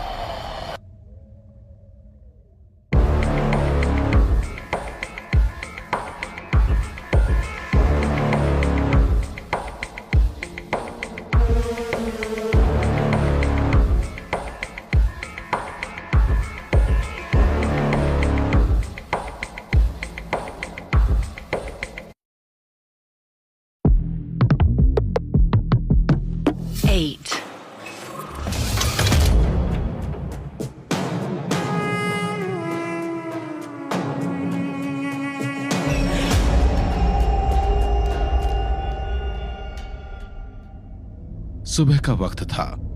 शुभम और अंजलि गार्डन में खामोश खड़े थे। अंजलि, हम आधे घंटे से यहाँ खड़े हैं और तुम अभी भी चुप हो। अब क्या तुम मुझे बताओगी कि यहाँ ये सब क्या चल रहा है? वही तो मैं सोच रही हूँ कि कहाँ से बताना शुरू करूँ। पिछले कुछ महीनों में हमारे साथ इतना कुछ हो गया है कि हमारी पूरी जिंदगी ही बदल गई है। पता नहीं तुम समझ पाओगे या नहीं। अंजलि, तुम बताओ तो, मैं समझने की पूरी कोशिश करूंगा। क्या तुम रीबर्थ में बिलीव करते हो? यार, मैंने रीबर्थ के बारे में सुना तो है, और जब आत्माएं हो सकती है तो रीबर्थ जैसी चीजों के होने से भी मुझे कोई हैरानी नहीं होगी। तुमने मेरे सवाल का जवाब नहीं दिया। क्या तुम इसमें बिलीव करते हो? अरे, अगर मैं करता भी हूँ तो क्या? अगर मैं कहूँ कि ये मेरा और देव का पुनर्जन्म है तो क्या तुम इस पर विश्वास करोगे? What? सुनने में ये जरूर अजीब लग रहा है, लेकिन यही सच है। पिछले जन्म में देव और मैं, देवराज और गीतांजलि थे। देवराज यहाँ का राजा था। देवराज और गीतांजलि एक दूसरे से बहुत प्यार करते थे, लेकिन उनके प्यार को वृंदा नाम की एक लड़की की नजर लग गई। उसने सब कुछ खत्म कर दिया। फिर भी अंत में वो देवराज को पा ना सकी, इसीलिए वो इस जन्म में भी हमें परेशान कर रही है। वो देव को मारकर अपने साथ ले जाना चाहती है। उसने मेरे और देव के बीच इतनी सारी मिसअंडरस्टैंडिंग्स पैदा कर दी कि देव ने मुझे छोड़ दिया और ये सारी सिचुएशन पैदा हो गई। वो अभी भी मुझे मारना चाहती है। कल रात तुमने मेरे रूम में जो एनर्जी फील की थी, हो सकता है वो वृंदा की ही रही हो। Oh my God! अंजलि, तुमने मुझे इस बारे में पहले क्यों नहीं बताया? सच कहूं तो मुझे तुम्हारा ख्याल ही नहीं आया। हमारी लाइफ में इतना कुछ हो रहा था कि कुछ सोचने का वक्त ही नहीं मिला। क्या निखिल इस बारे में जानता है? हाँ, निखिल शुरू से ही इस बारे में सब कुछ जानता है। लेकिन तुम ये क्यों पूछ रहे हो? कुछ नहीं, बस ऐसे ही। क्या तुम्हें ऐसा लगता है कि इन सब में निखिल भी इन्वॉल्व है? नहीं, मैं इस बारे में अभी कुछ नहीं कह सकता हूँ। इस बारे में बाद में बात करेंगे। फिलहाल हमें ये देखना है कि तुम दोनों को उससे क्या नाम बताया उस लड़की का? वृंदा। हाँ, उस वृंदा को कैसे रोकना है? असल में वृंदा ही एक प्रॉब्लम नहीं है, यहाँ उसके सिवा एक और आत्मा है। 2 आत्मा? ये दूसरी आत्मा किसकी है? वृंदा की माँ मंदाकिनी। जब वो दोनों जिंदा थे तो काला जादू किया करते थे, इसीलिए मौत के बाद वो दोनों खतरनाक आत्माएं बन गई हैं। शुभम और अंजलि बात कर ही रहे थे कि अचानक निखिल की कार वहां आकर रुकती है। निखिल कार से उतरकर अंजलि और शुभम की तरफ बढ़ता है। अंजलि, मुझे तुमसे कुछ जरूरी बात करनी है। हाँ, बोलो ना। अकेले में। निखिल, तुम अंजलि से बाद में बात कर लेना, अभी हम कुछ जरूरी डिस्कस कर रहे हैं। अंजलि मेरी गर्लफ्रेंड है, उससे बात करने के लिए मुझे तेरी परमिशन लेने की कोई जरूरत नहीं है। निखिल, ये तुम क्या कह रहे हो? शुभम भी मेरा दोस्त है और वैसे भी सच में हम अभी कुछ जरूरी डिस्कशन कर रहे हैं। मैं तुमसे कुछ देर बाद बात करती हूँ। मैंने कहा ना, मुझे अभी तुमसे बात करनी है। नहीं, अब तो मैं अंजलि को तेरे साथ जाने ही नहीं दूंगा। निखिल गुस्से में शुभम को धक्का दे देता है और शुभम पीछे रखे गमले से टकराकर जमीन पर गिर जाता है। इसके बाद निखिल पूरी ताकत से अंजलि का हाथ पकड़ लेता है और उसे अपने साथ ले जाने लगता है। निखिल, ये तुम क्या कर रहे हो? मुझे दर्द हो रहा है। मैंने कहा ना, मुझे तुमसे जरूरी बात करनी है। निखिल अंजलि को खींचकर ले जा ही रहा था कि अचानक अंजलि रुक जाती है। जब निखिल पीछे मुड़कर देखता है तो वहां देव खड़ा था और देव ने अंजलि का दूसरा हाथ पकड़ रखा था। देव को देखकर निखिल का गुस्सा और भी बढ़ जाता है। देव, तू बीच में मत आ। निखिल, ये क्या तरीका है? पहले तो तूने शुभम को धक्का दिया जिससे उसे चोट लग गई है, और अब तू अंजलि के साथ मिसबिहेव कर रहा है।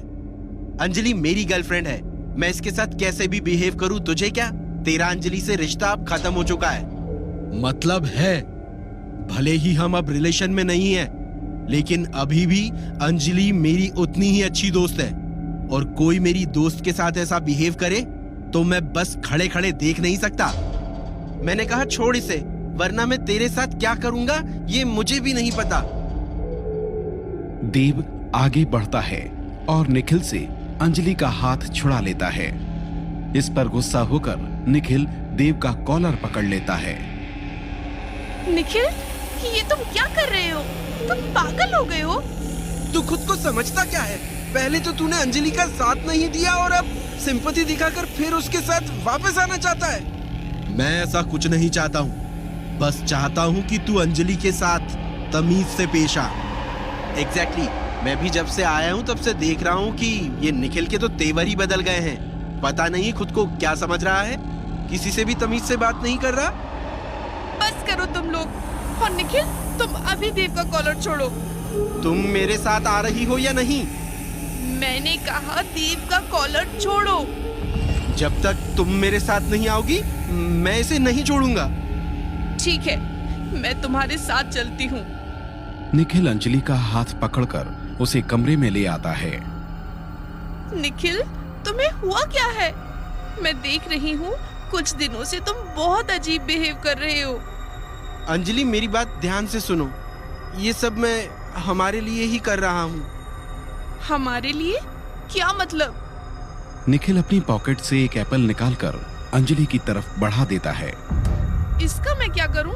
ये तुम्हारे लिए है, इसे खा लो। निखिल, तुमने मुझे एक एप्पल देने के लिए शुभम और देव से इतना झगड़ा किया? अंजलि, ये कोई नॉर्मल एप्पल नहीं है, ये स्पेशल है। कैसे? आज मैंने गांव के मंदिर में तुम्हारे लिए पूजा कराई है, ये उसी का प्रसाद है। तुम इतनी सुबह मेरे लिए पूजा कराने मंदिर गए थे? मुझे पता है, पिछले कुछ दिनों में हमारे बीच काफी कुछ हुआ है, लेकिन इन सब का ये मतलब नहीं है कि मैं तुमसे प्यार नहीं करता। मैं तुम्हारी सलामती के लिए किसी भी हद तक जा सकता हूँ। ये तो बस एक पूजा है। पंडित जी ने कहा था कि ये पूजा करने से वो आत्मा हमें नुकसान नहीं पहुंचा पाएगी। तुम जानते हो ना, वृंदा कितनी ताकतवर है? क्या तुम्हें लगता है कि ये पूजा उसे रोक पाएगी? वो सब मैं नहीं जानता। मैं ये एप्पल तुम्हारे लिए लाया हूँ। क्या इसे खाने में भी तुमको कोई परेशानी है? निखिल, ये पूजा असर करेगी या नहीं ये तो मुझे नहीं पता, लेकिन तुमने मेरे लिए इतना किया, यही मेरे लिए बहुत बड़ी बात है। मैं इसे जरूर खाऊंगी। ये कहकर अंजलि निखिल के हाथ से वो एप्पल ले लेती है और उसे खाने के लिए अपने मुंह के पास ले जाती है। अंजलि को एप्पल खाता देख निखिल के चेहरे पर एक शातिर मुस्कान आ जाती है और वह अपने मन में कहता है, अब आज रात मैं तुम्हें इस जगह से और उस देव से बहुत दूर ले जाऊंगा। तभी उस कमरे का दरवाजा खुलता है और शिल्पा अंजलि के कमरे के अंदर आती है। अंजलि, मैं तुझे पूरे घर में ढूंढ रही थी और तू यहाँ है। शिल्पा, आओ ना। क्या मैं गलत वक्त पर आ गई? नहीं नहीं, ऐसी कोई बात नहीं। वैसे तुम मुझे क्यों ढूंढ रही थी? यार, मुझे बहुत भूख लग रही है। मैंने सारा किचन देख लिया, लेकिन वहाँ भी खाने के लिए कुछ नहीं है। ये कहते हुए शिल्पा की नजर अंजलि के हाथ में रखे उस एप्पल पर पड़ती है। वह तेजी से अंजलि के हाथ से वह एप्पल ले लेती है और उसका एक बाइट खा लेती है। इससे पहले कि निखिल शिल्पा को रोक पाता, वह उस एप्पल को खाने लगती है। बेवकूफ लड़की, ये तुमने क्या किया? मैंने क्या किया? मैंने तो बस अंजलि से ये एक एप्पल लेकर खाया है। क्या तुम्हें इतनी भी तमीज नहीं है कि दूसरों की चीज बिना पूछे नहीं लेते? निखिल, मैंने अंजलि से बस एक एप्पल लिया है, उसकी सारी प्रॉपर्टी नहीं छीन ली। शिल्पा, एक्चुअली निखिल ये एप्पल मेरे लिए लाया था। निखिल ने मेरे लिए एक पूजा कराई है और ये उसी का प्रसाद था। ओह, आई एम सॉरी, मुझे ये नहीं पता था। वैसे मैंने इस एप्पल की सिर्फ एक ही बाइट ली है, बचा हुआ तुम खा लो। अंजलि शिल्पा से वो एप्पल लेने ही वाली थी कि तभी निखिल उसे छीनकर खिड़की से बाहर फेंक देता है